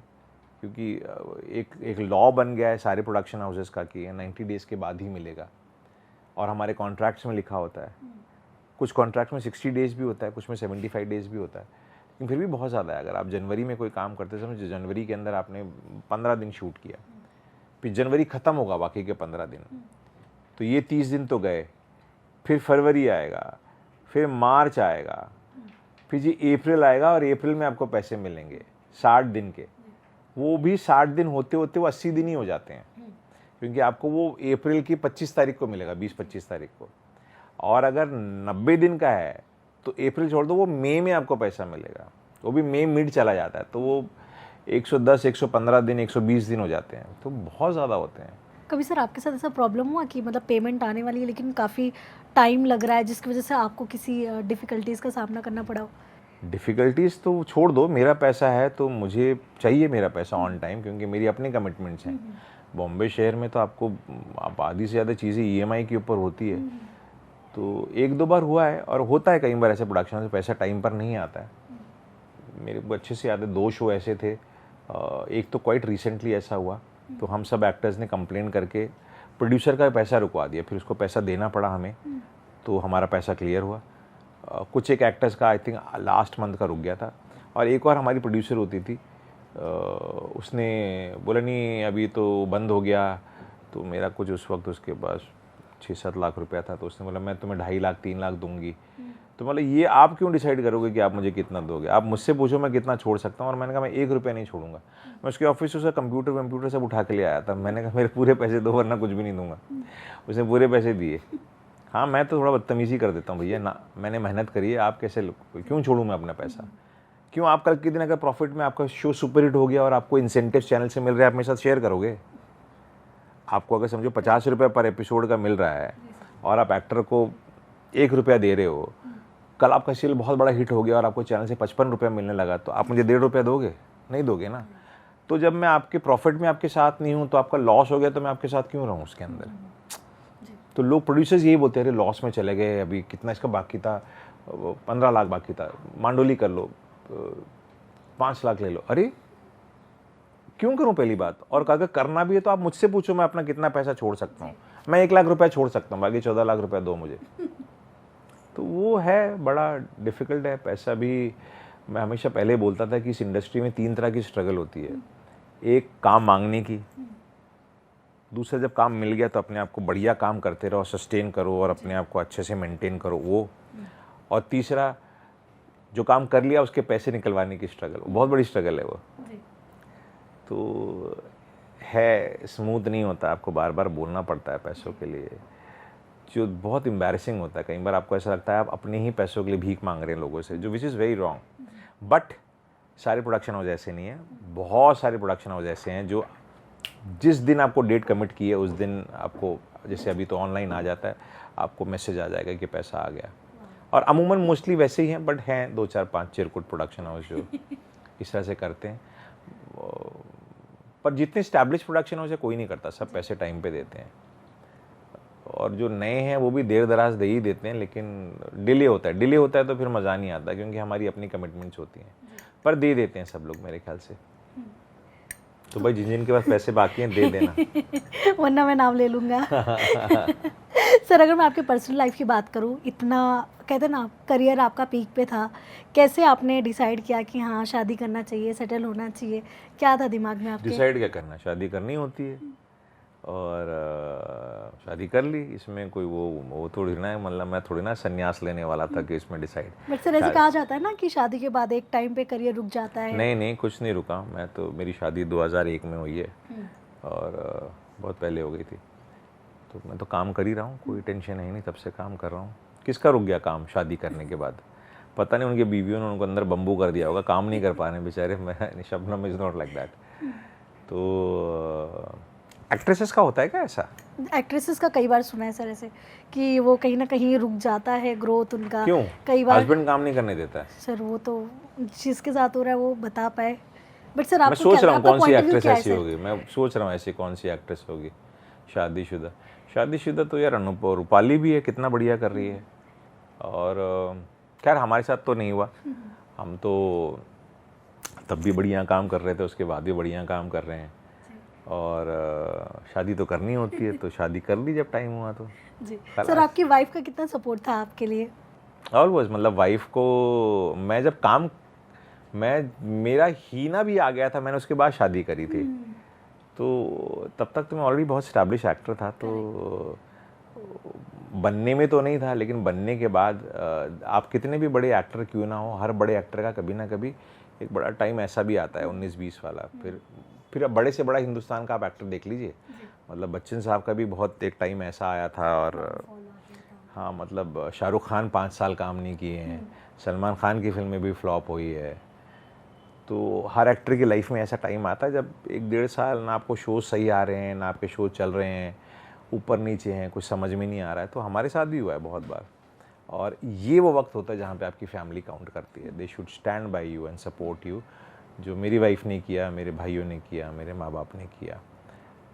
खैर मतलब मेरे माँ बाप को तो ऐसा नहीं था कि मैं कमाऊँगा तो उनका वो, everybody is independent in everything, but they always encourage me कि चल रहा है ना, अभी थोड़ा टाइम ऐसा वैसा है, don't worry, be at it, करते रहो, ये बदल जाएगा। और टाइम बदल जाता है। टाइम, समय की खूबसूरती ये है कि बहुत जैसे बदलता है ना वो, तो वैसे फिर आज पर सही भी बदलता है। बदलते रहना उसकी फितरत है। तो समय एक सा नहीं रहता, वो बदल जाता है। सो उस वक्त आपको you need your family, your parents और योर वाइफ और your partner to be standing next to you very very strongly and believing in you कि डोंट वरी, ये ऐसी फेज़ है, निकल जाएगा। वो फेज़ फिर 6 महीना भी लास्ट कर सकता है, साल भर भी लास्ट करता है, 2 साल भी लास्ट करता है। सर आपकी लाइफ में आया यानी ऐसा डाउनफॉल? मतलब अब तक मेरे इतने साल के करियर में एक बार नहीं, कम से कम 4-5 बार आ चुके हैं ऐसे फेसेस जहाँ एकदम लल आ गया, सब्र नहीं कि फ़ोन ही नहीं बज रहा है, कि क्या हो गया यार, फ़ोन चल तो रहा है, फिर फ़ोन क्यों नहीं आ रहे हैं। तो ऐसा होता है और सबकी लाइफ में, सबके करियर में होता है। और ये भी होता है कि कई बार आपको इतना काम आता है और आप बोलते नहीं अभी नहीं करना, आई विल वेट, और कभी कभी आपको काम ही नहीं आता है। तो ज़रूरी नहीं है कि जब आप चाह रहे हैं तब आप काम करोगे, कई बार आप चाह रहे हैं तब आपको काम ही नहीं आएगा, और काम आता भी है, लेकिन एक सर्टेन लेवल पे पहुंचने के बाद आपको एक सर्टेन लेवल का ही काम करना पड़ेगा। अब हर काम जो आया वो नहीं आप कर सकते, because role has to be right, channel has to be right, the money has to be right. तो कई बार तीनों चीज़ें मैच नहीं होती है। तो ज़रूरी नहीं है कि जब मैं चाहूँगा, मैं सोच रहा हूँ कि 2 साल के बाद काम करूँ, ओ भाई तू सोच रहा है 2 साल के बाद काम कर, तुझे 2 साल के बाद काम मिलेगा क्या? वो वाला जो तू करना चाहता है काम मिलेगा, लेकिन तू हाँ बोलेगा क्या उस काम के लिए? तो वो भी प्रॉब्लम होती है। तो yeah my wife has always been very supportive, ऐसा कुछ टेंशन नहीं है। सर इंडस्ट्री की दोस्ती पे आप कितना बिलीव करते हैं? एंड जो कहा जाता है कि जब तक शो रहता है तब तक ही टिकती रहती है, ये सच है? हाँ, पर इसमें मैं आपको बताऊं, इसमें किसी की उसमें मैं भी आता हूँ, इसमें किसी के दोष नहीं है, इसमें किसी को आप ब्लेम नहीं कर सकते। उसको मैं आपको रीज़न बताता हूँ क्या। आज आप और मैं शूटिंग कर रहे हैं एक सीरियल की, और हम लोग 18 से 20 दिन महीने में शूट करते हैं। मैं सुबह 9 बजे सेट पे पहुँच जाता हूँ, अभी 9 बजे सेट पे पहुँच जाती है। हम लोग रात में पैकअप करके निकलते हैं 9:30 पौने 10, घर पहुँचते पहुँचते हो जाते हैं 10:30 पौने 11, 10:30। अगर आप यहाँ रह रहे हो, अगर आप दूर रह रहे हो, मीरा रोड, तो आपको घर पे पहुँचते पहुँचते पौने 11 बजेंगे। तो आपके पास इतना ही वक्त होता है कि आप घर पे गए, आपने शावर लिया, थोड़ा बहुत खाया वाया, आप सो गए, फिर सुबह आप 7 बजे उठ गए। तो आप घर वालों के साथ सिर्फ 2 घंटे बिता रही हैं, आप मेरे साथ सेट के ऊपर 12 घंटे बिता रही हैं। तो दोस्ती बड़ी हो जाती है। फिर न्यू ईयर्स भी साथ में, अरे तू मेरे घर पर आ जा, हस्बैंड बच्चों के साथ आ जा, या बॉयफ्रेंड के साथ आ जा, मैं आ जाता हूँ। अरे यार क्रिसमस पे कुछ प्लान करते हैं, तो तेरी फैमिली मेरी फैमिली, हम लोग बाहर गोवा चले गए, अब्रॉड चले गए, दुबई चले गए घूमने के लिए। तो सब साथ में होता है। लेकिन जैसे ये शो ख़त्म हुआ 1.5-2 साल के बाद, अब आपने कर लिया ए शो, मैं चला गया सी शो करने के लिए। अब मैं वहाँ पे एक नई को एक्टर या नए को एक्टर से मिला, अब वो मेरे दोस्त बने। आपके दोस्त वहाँ पे नए लोगों के साथ हुई, आप उन लोगों के साथ उठने बैठने लगी, जो बहुत नॉर्मल है, क्योंकि अब आपके पास अपने घर वालों से मिलने का टाइप नहीं है। तो मुझे आप कभी कभार फ़ोन कर लोगे, लेकिन आप मिल नहीं पाएंगे, क्योंकि आपका स्टूडियो हो गया नायगांव, मैं शूट कर रहा हूँ मड, तो हम टकराएंगे भी नहीं। मैं रहता हूँ यहाँ, तो मेरे यहीं जाना है, आप रहती मीरा रोड, आपको जाना है नायगांव, आप वहाँ चली जाती हैं। अब आप यहाँ नहीं आ रही, मैं कभी नायगांव नहीं आ रहा हूँ, हमारी मुलाकात नहीं हो रही। शुरू के 1.5 महीना फ़ोन होगा, उसके बाद फिर 10 दिन में एक बार होगा, फिर महीने में एक बार होगा, फिर अरे यार तो फ़ोन ही नहीं करती यार, 6 महीने के बाद ये होगा। और आपकी दोस्ती अब उन नए ग्रुप में हो गई है ज़्यादा, और मेरी इस नए ग्रुप में होगी जिनके साथ मैं दिन रात रहता हूँ। तो ये वजह है, इसमें किसी को ब्लेम करना नहीं कह रहे। जब तक शो चला था तब तक दोस्ती थी, वो जाहिर सी बात है, आप इतना मिल रहे थे, इतना साथ में थे, तो वो दोस्ती वैसी होनी है। शो ख़त्म हो गया तो दोस्ती ख़त्म नहीं हुई, लेकिन अब आपके कुछ और नए कनेक्शंस और दोस्त जिनके साथ आप ज़्यादा वक्त बिता रही हैं, तो वो जाहिर सी बात है आप उनके साथ ज़्यादा वक्त बिताएंगे। सेइंग दिस, मैं ये भी बोलता हूँ कि जो मैंने इतने सारे शोज़ किए हैं, ऐसे बहुत सारे शोज़ हैं जिसके अंदर मेरे कुछ लोगों से ऐसे कनेक्शन है जो आज भी मैं जिनसे रोज़ मिलता हूँ, बात करता हूँ, या हर तीसरे चौथे दिन फ़ोन पे बात होती है, हम कनेक्ट हो जाते हैं, ये होते हैं। ये है, कौन है? बहुत से लोग हैं। गिरीश है, राहुल भट्ट मुझे कई बार मिलता रहता है हीना से, फिर अनुपम है, दीपक दत्ता है, और बहुत सारे ऐसे एक्टर्स हैं जिनके साथ मैं मिलता रहता हूँ। हाँ, जितने सर हिट शोज किए आपने उसमें लीड एक्टर्स के साथ जो भी रहे हो, जैसे मैं अगर कबूल है की बात करूं, वो भी अपने टाइम पे एक कल्ट शो बहुत बड़ा हुआ शो करता था। था। हाँ, करण सिंह ग्रोवर थे करण उसमें। सिंह था। हाँ, कैसा सर इक्वेशन था आपका करण उनके के साथ मैं इससे पहले एक शो कर चुका था, 16 सिंगार, जहाँ हाँ। पे हम काइंड ऑफ फ्रेंड्स थे। जी। तो जब मैं इसमें आया तो मुझे बोला ये प्लेइंग माय फादर। तो टीवी में तो वही होता है, 2-3 साल ऊपर नीचे में भी हो जाता है। सो बहुत बढ़िया था। तो पिछले वाले शो में 16 सिंगार में हम लोगों ने बड़ी मस्ती हम लोग करते थे, पार्टी वार्टी करते थे। देन वी कनेक्टेड हियर, फिर यहाँ पे भी बड़ा मज़ा आया। देन शालिनी वॉज हियर, जिसको मैं पहले से जानता हूँ। शबनम को बहुत पहले से जानता था। और अलका जी उसमें थी, तो क्योंकि वरुण और मैं बहुत अच्छे दोस्त थे, तो अलका जी से भी बहुत मेरी जान पहचान थी, आना जाना था घर पे। तो सब अब तो जहाँ भी जाता हूँ जान पहचान के लोग मिल ही जाते हैं, क्योंकि इतना काम किया है। सर कबूल है सेट की कुछ मेमोरीज शेयर बहुत करना बहुत चाहेंगे अच्छी आप? थी। कबूल है वाज वेरी जो नाइस शो। मतलब कहते हैं ना कबूल है का नाम आते ही आपके दिमाग में वो सीन तो याद आता हो? नहीं, बड़े सारे थे यार। हम लोग कबूले में मैंने बहुत हंसाता हूँ सेट के ऊपर। आप अगर मेरे साथ शूटिंग करो तो मैं बहुत बहुत मजाक करता हूँ, सीरियस सीन में भी। तो वो हमेशा मुझे मतलब बोलते थे कि मैं तुम्हें देखूंगी नहीं, तुम्हें देखते से मुझे, तो वो मुझे देखने की जगह ना मेरे कान को देखती थी, ऐसी देख के बात करती थी। आप में अगर यहाँ से आप शूट करो ना, आपको पता नहीं चलेगा कि मैं आपको देख रहा हूँ या मैं इधर देख रहा हूँ। तो आई कांटेक्ट नहीं करती थी, कहते तेरे देखते से हंसी आती है मुझे। तो बहुत मस्तियाँ करते थे हम लोग। मैं उसमें एक ऋषभ करके लड़का था, जिसको बाद में विक्रांत मैसी ने रिप्लेस किया था। करण, सुरभि, शालिनी, शबनम और अलका जी, फिर तेज सप्रू सर, बहुत मस्ती करते थे, बहुत मस्ती करते थे। बड़ा मज़ा आता था। और क्या होता है जब शो हिट हो जाता है ना, तो आप इसको बहुत इंजॉय करते हो, because you know that everybody is watching the show. And वही एक जगह शो चल रहा है जिसको कोई देख नहीं रहा है, कब बंद हो जाएगा, तो आप इतना एंजॉय नहीं करते उस शो को। मैं बहुत लकी रहा। Most of my shows have done very very well. Sir lucky चाम आप थे। हाँ, मैं हर शो इनफैक्ट के। मेरा एक आर्टिकल है, वो उसके ऊपर है the longest running hero on television. और कहते हैं लकी चाम है, जिस शो में जाता है वो शो चलता है। तो खैर आई होप ऐसे ही वो लोग मान ले इस बात को। बट हकीकत ये है कि मैं जिस शो में गया हूँ या जो शो मैंने किया है, पता नहीं उसमें शायद मेरी किस्मत थी या किसी और की थी, वो शो चले बहुत हैं, सारे चले बहुत हैं। सर एक खबर और चलती है ऐसी कि जितने ज़्यादा हिट शो होते हैं उसके जो लीड एक्टर्स होते हैं उनकी आपस में नहीं जमती। क्या ये सच है? नहीं, उल्टा होता है, उनको तो लफड़े हो जाते हैं, अफेयर हो जाता है। ऐसा नहीं होता? हाँ, ऐसा होता है। सर आप अब ये मत बताइए, पूछना सर, कि सर आप बताइए। आपने भी किया, आपका भी हुआ या नहीं हुआ। नहीं, मेरा तो कभी ऐसा हुआ नहीं कि किसी को एक्टर से झगड़ा हो गया। सिमोन सिंह और मेरा वो बहुत तू मैं होती थी, बिकॉज वो बहुत आराम से काम करती थी और मेरा ये होता था कि जल्दी करो यार, मुझे दूसरी शिफ्ट में भी कहीं और जाना है।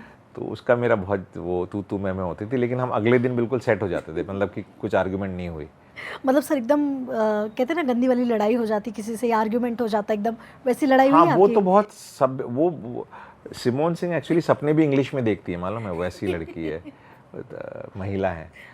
तो और मैं बिल्कुल बम्बैया हिंदी पे आ जाता था। और ये वो बट शी वेरी स्वीट। और हम लोगों ने कभी अगले दिन उसको कैरी फॉरवर्ड नहीं किया, हम लोग हंसते थे। एंड मैंने तो कोई ऐसा शो नहीं किया जिसके अंदर मेरी लीड से जम नहीं रहा हो। ऐसा तो मैंने देखा नहीं, बट मैंने उल्टा ज़रूर सुना है कि लीड से अफेयर हो जाता था।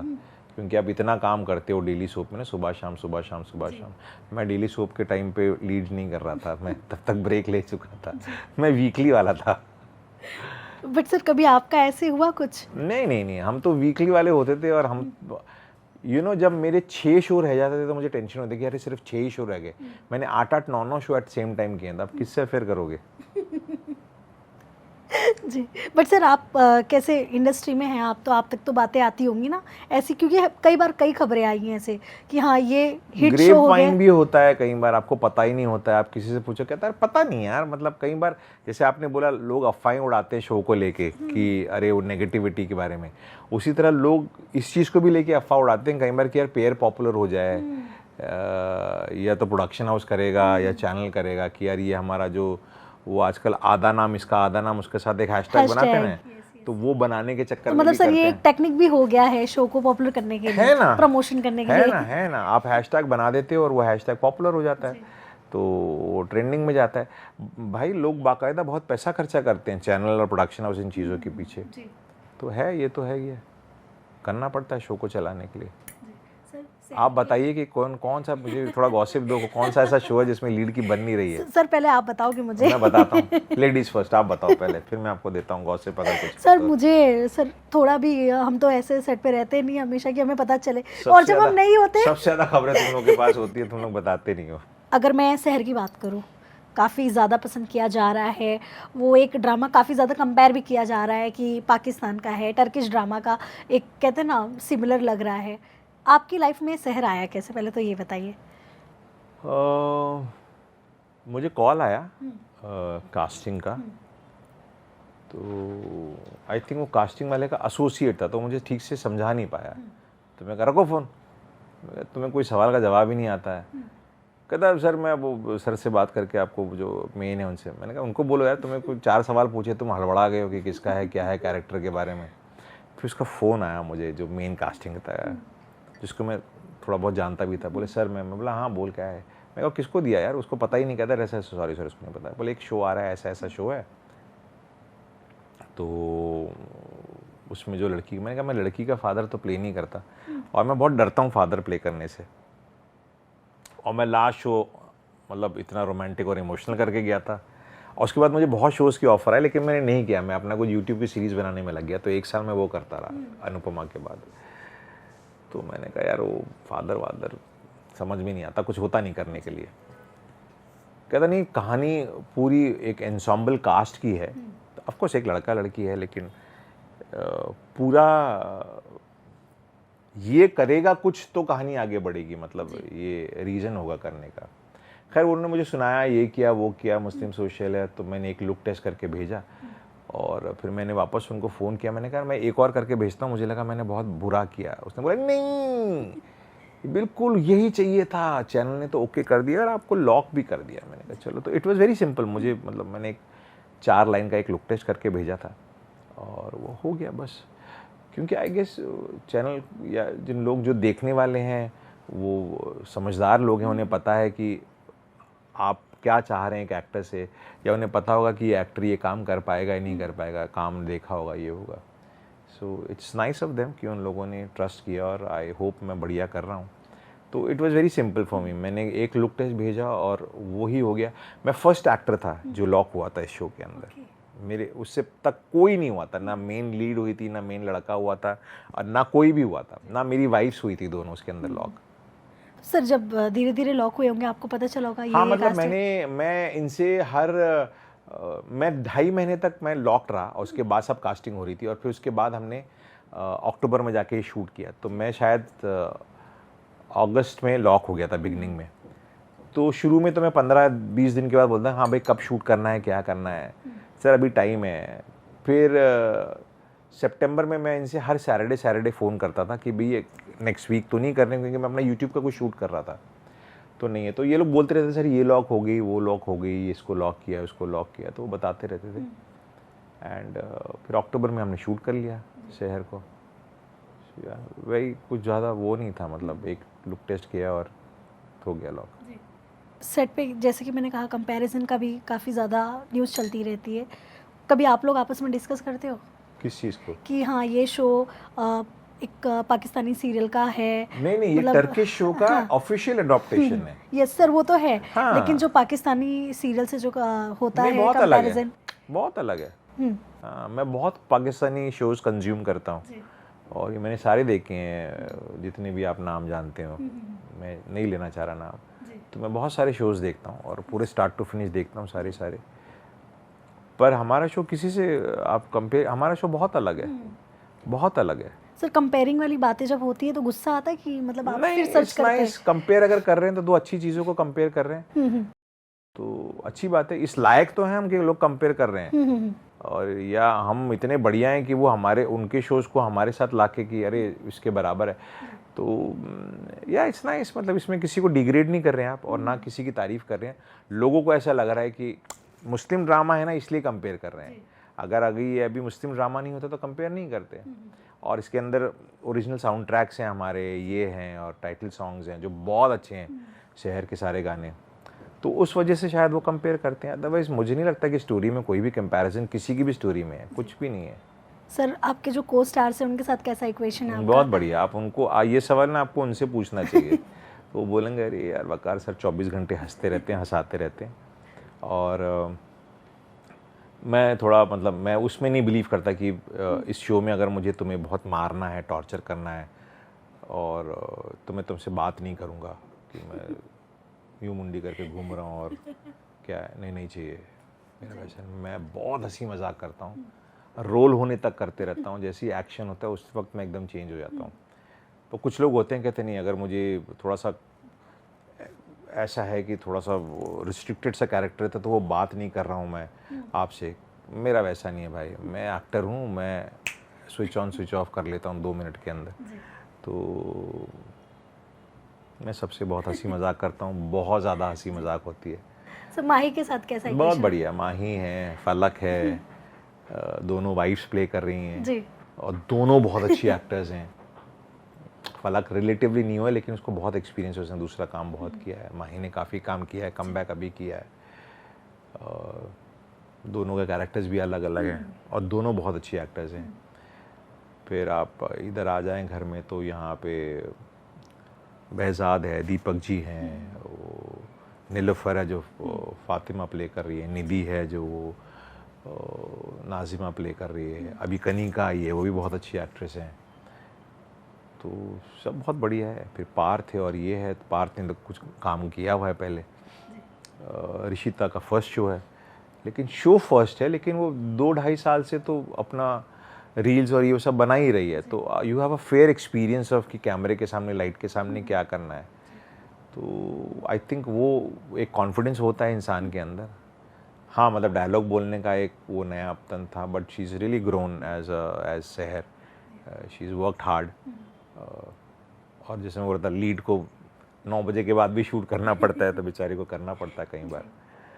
बट एवरीबडी, और मतलब अच्छी बात ये कि सारे कैरेक्टर्स बहुत अच्छे सेट हुए हैं। जैसे आपको बूले में भी अगर देखे हैं, मेरे जितने, मैं अपने ही शो का कंपेयर करूँगा, वो लगते थे कि यार ये यही होगा, यही होगा, यही है, यही है।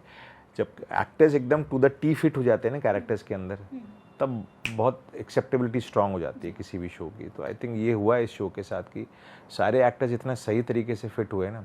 इवन अपूर्वा जो करता है बहुत बढ़िया करता है, और वो दूसरी जो बरकत उसकी वाइफ प्ले करती है खालिदा, सो परफेक्ट एकदम सब लोग आके बैठे हैं।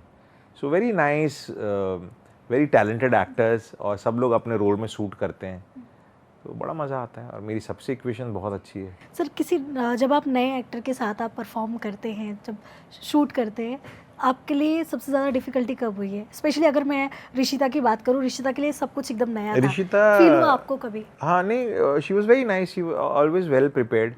अपनी लाइनें वाइनें कर आती है, सब कुछ होती है। कभी कोई उसको वर्ड में उसको कभी कुछ होता है प्रॉब्लम तो पूछ लेती है। पर अभी तो गूगल भी आ गया, आप उसके अंदर पूछ सकते हो सारा कुछ, मीनिंग क्या है। निधि भी गूगल से पूछ लेती है, कभी कुछ ऐसा होता है तो प्रोनाउंसिएशन पूछ लेते हैं। अदरवाइज हर नए एक्टर को थोड़ी सी ये फिक्र होती है कि मैं अपनी लाइनें तो कम से कम याद करके जाऊं। तो आप इमोट मत करो, आपका इमोशन सही नहीं आया, आई एम ओके, या कोई भी ओके हो जाता है। आप डायलॉग भूलोगे तो वो ना डायरेक्टर को ओके होगा ना किसी को ओके होगा। तो आई थिंक अभी तो जितने भी आ रहे हैं वो सब अपने लाइनें वाइनें बिल्कुल तैयार कर आते हैं। इस शो में क्योंकि उर्दू है, थोड़ा सा कुछ वर्ड्स के प्रोनाउंसिएशन अलग होते हैं, तो अब वो भी गूगल से मिल जाता है, या आपके पास असिस्टेंट्स हैं वो हेल्प कर देते हैं। अगर मुझे लगा सुनने में गलत है, मैं बोलूँगा नहीं ऐसा बोल दे, तो सर करेक्ट करते हैं आप? हाँ, अगर कुछ गलत रहा तो मैं करेक्ट करता हूँ। कई बार ग्रामर भी गलत हो जाता है, तो हम बोलते नहीं वो की नहीं होगा, वहाँ का लगेगा। अच्छा, दे डोंट नो ना, बिकॉज मैंने ज़्यादा सुना है उर्दू के अंदर उन चीज़ों को, मैंने शायद बोला भी है पर्सनल लाइफ में भी या शोज़ में भी। तो आप करेक्ट नहीं करोगे तो फिर ये होगा ना, अरे यार वकार तुम भी तो सीन में थे, तुम करेक्ट कर लेते ना उसने जब बोला तो। और करना चाहिए, मतलब गलत क्यों बोल रहे हो आप सही बोलिए। सो सर अगर मैं पार्थ की बात करूँ, पार्थ ने, जैसे उनकी फीमेल जो फॉलोइंग है, फैंस है उनके काफ़ी ज़्यादा एक हद तक है, तो कई बार होता है ना, कितनी बड़ी भी कास्ट हो लेकिन एक अंदर होता है कि यार मतलब ये ओवर शेडो ना कर दे। कभी आपके सेट पे ऐसा माहौल हुआ कि ऐसा लगा हो कि हाँ नहीं, भाई? एक तो मेरा और पार्थ के सीन्स उतने होते नहीं है, मतलब 100 एपिसोड्स हो गए हैं। हाँ। तो मैंने गिन के अब तक 1 2 3 4 या 5 सीन्स ही उसके साथ करे हैं, दैट्स इट। तो मेरा उसका पर्सनली आप पूछो तो वैसे सच तो कुछ वो है नहीं। और हर कोई अपने अपने स्पेस में है यार, मतलब दीपक जी जो दादाजी हैं वो अपने स्पेस में काम करते हैं, बहुत बढ़िया करते हैं।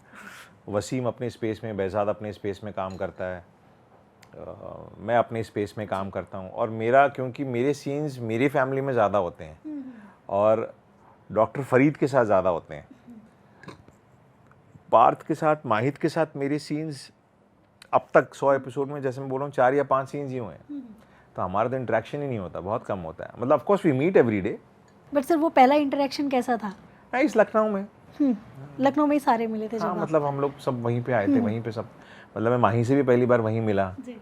और ऋषिता से भी वहीं मिला। नहीं, रीडिंग में मिला था ऋषिता को एक बार, और माही को भी एक बार, मतलब हाँ देखा था, हम लोग रीडिंग में मिले थे, राइट। सर माही के साथ जो कैसे आपका ज़्यादा सीन माही के साथ ही उसी करना के था साथ आपको, होता है। तो माही के साथ आइस ब्रेक कैसे हुआ आपका? क्योंकि बहुत scenes भी ऑर्गेनिक थोड़ा था। अलग था।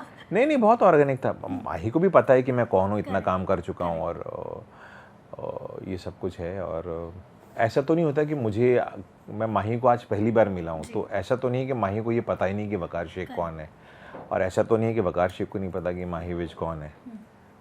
तो पता तो हर किसी को एक दूसरे के बारे में होता ही है, क्योंकि वो इतने साल से काम कर रही है।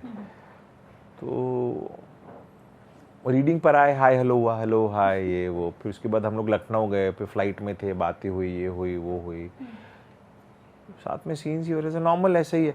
और फिर क्या होता है, जब दो लोग एक तरह के होते हैं ना, तो फिर इतने एफर्ट नहीं डालनी पड़ती। अब आप थोड़े से खड़ूस से हो, वो हो, तो मैं 1 बार 2 बार एफर्ट करके मैं बोलूँगा चल भाई इसको रहने दे, अपनी ज़िंदगी जीने दे, जा अंजलि तू जी, मैं अपना अपना करता रहूँगा।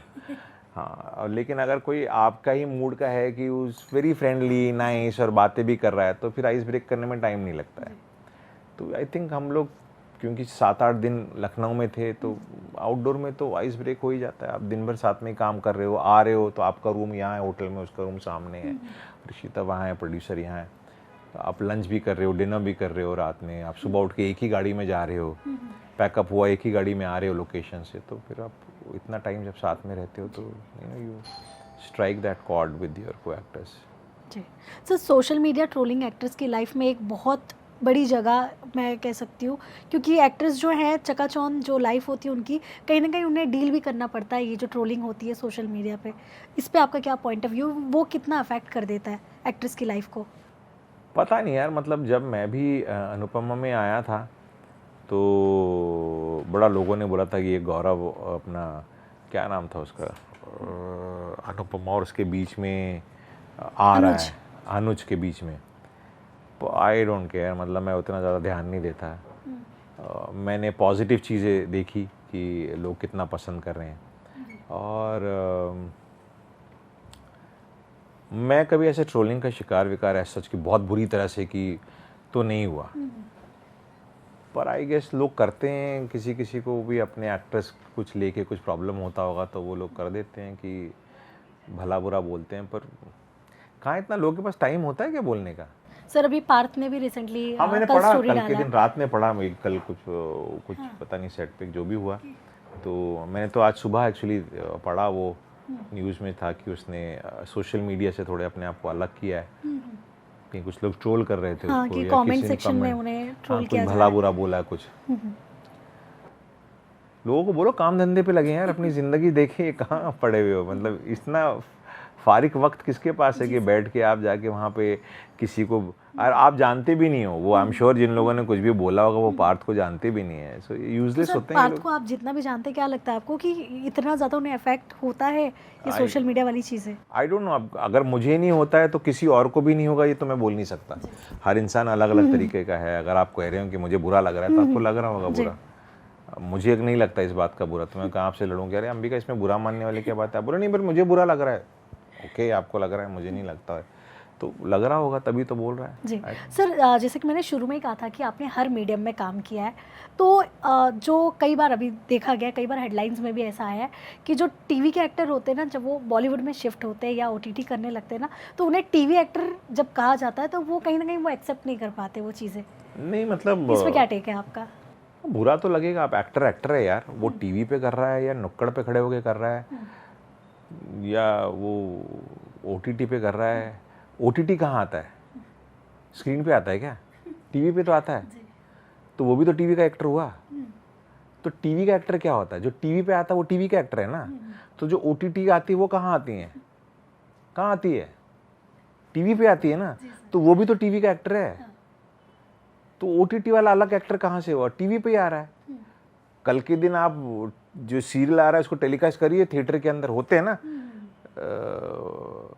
बड़े बड़े मैचेस, हाँ वो टेलीकास्ट होते हैं, ये सब कुछ होते हैं, तो करिए। तो हम भी क्या स्क्रीन के एक्टर हो जाएंगे? बकवास, बेवकूफ़ लोग हैं। कम अकली जिनमें होती है ना, जिसमें मतलब सेंस नहीं होता है और इनको अपने वाक्यों को या अपने सेंटेंस को फ्रेज कैसा करें, राइट वर्ड्स कैसे यूज़ करें। अबे एक्टर बोल दे कि भाई आप एक्टर हो, बोलेगा हाँ। बोला आप टीवी एक्टर हो। टीवी एक्टर क्या होता है? वो टीवी एक्टर बोलने वाला साला थिएटर में नहीं गया होगा पिछले 6 महीने से, क्योंकि टिकटें इतनी महंगी है। वो सारी चीज़ें टीवी पे देख रहा है, तो अब वो क्या टीवी, वो ओटीटी के टीवी एक्टर हो गए क्या? एक्टर होता है यार, कहीं पर भी काम करे। शाहरुख खान टीवी पे काम करते, सलमान खान आके होस्ट करते होते, वो टीवी एक्टर हो गए क्या? तो मुझे तो कई बार 1-2 बार बुरा लगा है कि अरे मेरे लिए तो खैर किसी ने बोला नहीं बोला, मुझे याद नहीं। अरे वो टीवी एक्टर क्या होता है? मैं बोलता हूँ भाई एक्टर होता है। टीवी एक्टर क्या होता है? एक्टर होता है यार।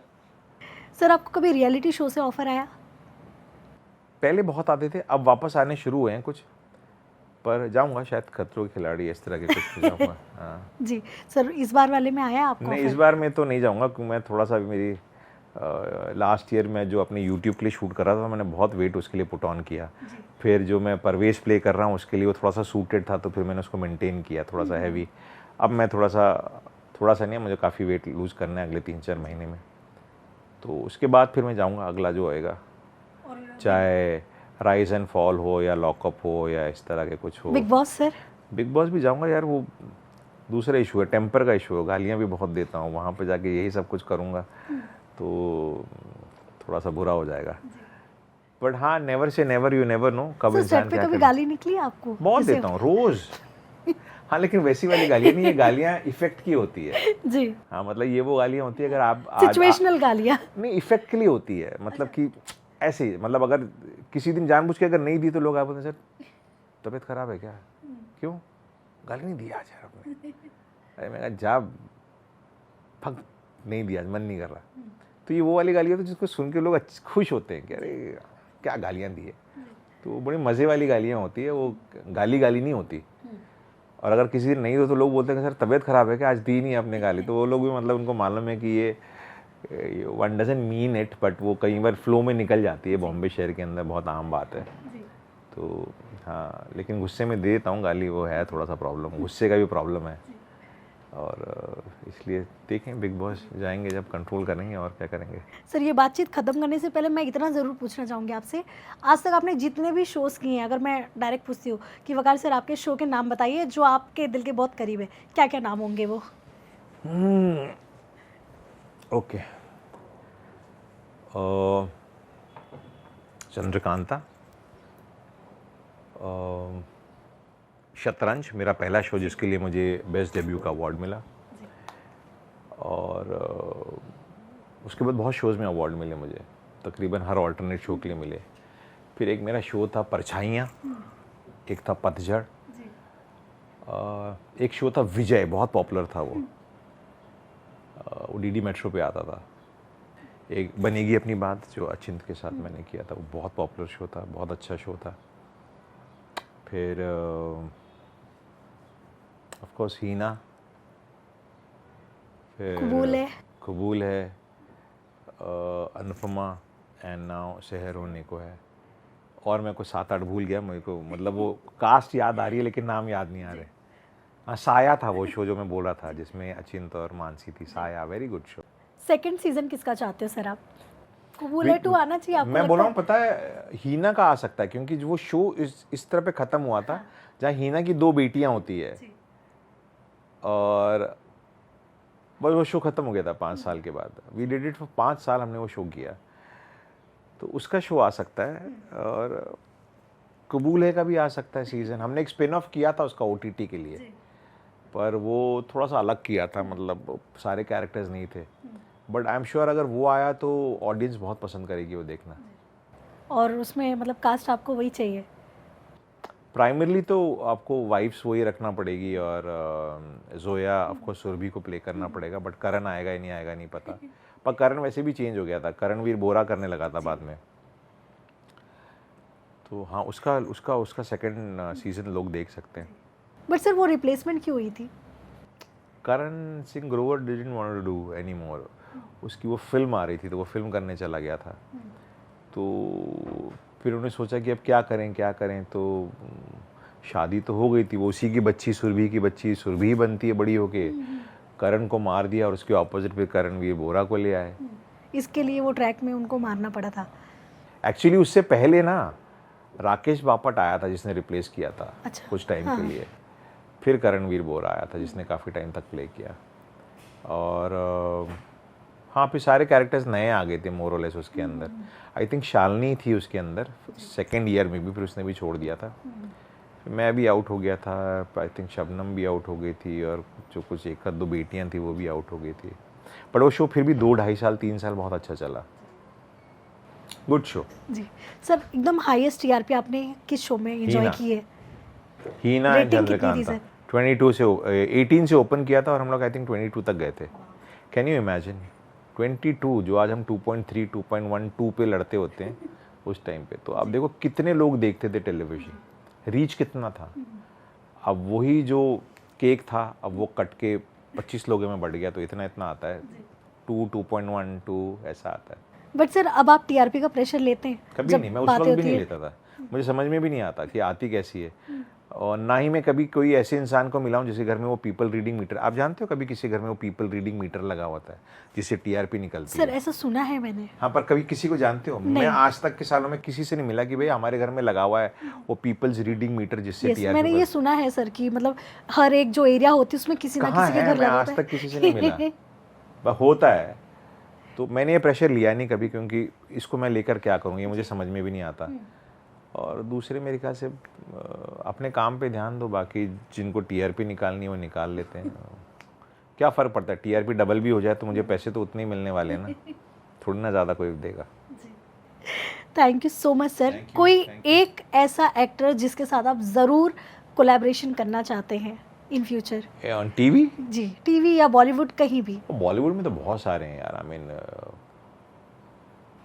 मतलब तो कोई भी एक्टर बोलेगा कि रणवीर हो, रणवीर सिंह हो and all these people, but बहुत अच्छे अच्छे एक्टर्स हैं यार, किसकी बात करें। हम किसके साथ कोलैबोरेट करना चाहेंगे? हम तो सभी के साथ करना चाहेंगे, हमारे साथ कौन करना चाहेगा ये है। So this whole lot of new talent, but more than the actors अगर कोई डायरेक्टर के साथ काम करने मिल जाए तो बहुत मज़ा आ जाएगा। पीपल लाइक से संजय लीला भंसाली है, फिर आपका मधुर भंडारकर बहुत अच्छी बहुत रियलिस्टिक फिल्में बनाते हैं, उनके साथ काम करना चाहूँगा। इम्तियाज़ अली हैं, वो बहुत अच्छी फिल्में बनाते हैं, उनके साथ काम करना चाहूँगा। हमारी जो साइलेंस की जो डायरेक्टर हैं आबान, जिनके साथ मैंने Silence 1 Manoj Silence Vajpayee 2, sir ji. हाँ उनके साथ काम करना चाहूँगा। एंड प्रॉब्ली विद मनोज भाई again, but in a different तरह का role, not as cops. Sir उनके साथ कुछ ऐसा मेमोरीज है, क्योंकि कहा जाता है कि वो भी आपके जैसे अंदाज है उनका। अरे बहुत मेमोरीज है मनोज भाई के साथ। मतलब मैं और प्राची उनको हमेशा मतलब हर सीन के बाद ना ऐसे देखते थे, मैं और प्राची एक दूसरे को। हम जाते, मैं कहा सर कैसे कर लेते हो आप ये सीन्स? और उन्हें लगता है कि हम मतलब मजाक में पूछते हैं, लेकिन वो जेन्युइनली ही सो फ्लॉलेस, मतलब वो इतनी सरल तरीके से परफॉर्म कर जाते हैं ना, तो आपको लगता ही नहीं कि, ऐसे लगता है कि हाँ एक्टिंग तो बहुत आसान है। वो आसान, उनको जब आप करता हुआ देखते हो ना तब आपको लगता है कि बहुत आसान है, पर आप उन जैसा कर नहीं पाओगे कभी। तो हमारा तो दिमाग हिला होता था, हम बोलते थे कि यार मनोज भाई कैसे करते हो? और वो बोलते थे तुम यार मजाक उड़ा रहे हो मेरा, तुम लोग सब बहुत सक्षम हो। जब यार तू तो यार तू बहुत अच्छा एक्टर है। तो वो मुझे जानते हैं, जब टीवी मैं करता था, और तो वो भी उन्होंने शुरुआत टीवी से की थी, तो वो है सीनियर ही मेरे, लेकिन उन्हें पता था कि मैं भी कर रहा हूँ। तो मनोज भाई बोलते थे कि तुम अच्छे एक्टर हो यार, तुम्हें सब पता है कैसे करते हैं। लेकिन वो ही इंस्टीट्यूट है, उनके साथ काम करना ना, आप सिर्फ उनको देख ले हो तो आपको गोल्ड मेडल मिल जाएगा टीवी में, अगर उनको देख के आप सीख लोगे तो। He is very good. तो उनके साथ कुछ करना है, लेकिन ये जो कर लिया वो नहीं, कुछ अलग तरीके का मौका मिले, मनोज भाई कर लो यार, कुछ और करते हैं साथ में, मज़ा आ जाएगा। तो या इज़ फिनोमिनल यार। ऐसे इंसान के साथ आप एक फ्रेम में खड़े हो, यही बहुत बड़ी बात होती है।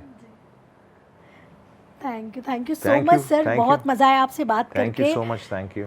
एंड सर ऐसे ही आप आते रहिए। ऑल्सो जो भी आपकी ख्वाहिशें हैं, मैं चाहती हूँ अगर जो हमारा ये इंटरव्यू अगर किसी प्रोड्यूसर तक पहुँच रहा है, सर को ज़रूर ये मौका दीजिए कॉमेडी करने का, क्योंकि सर दिल से चाहते हैं, ये इतना तो Please. पता चल गया।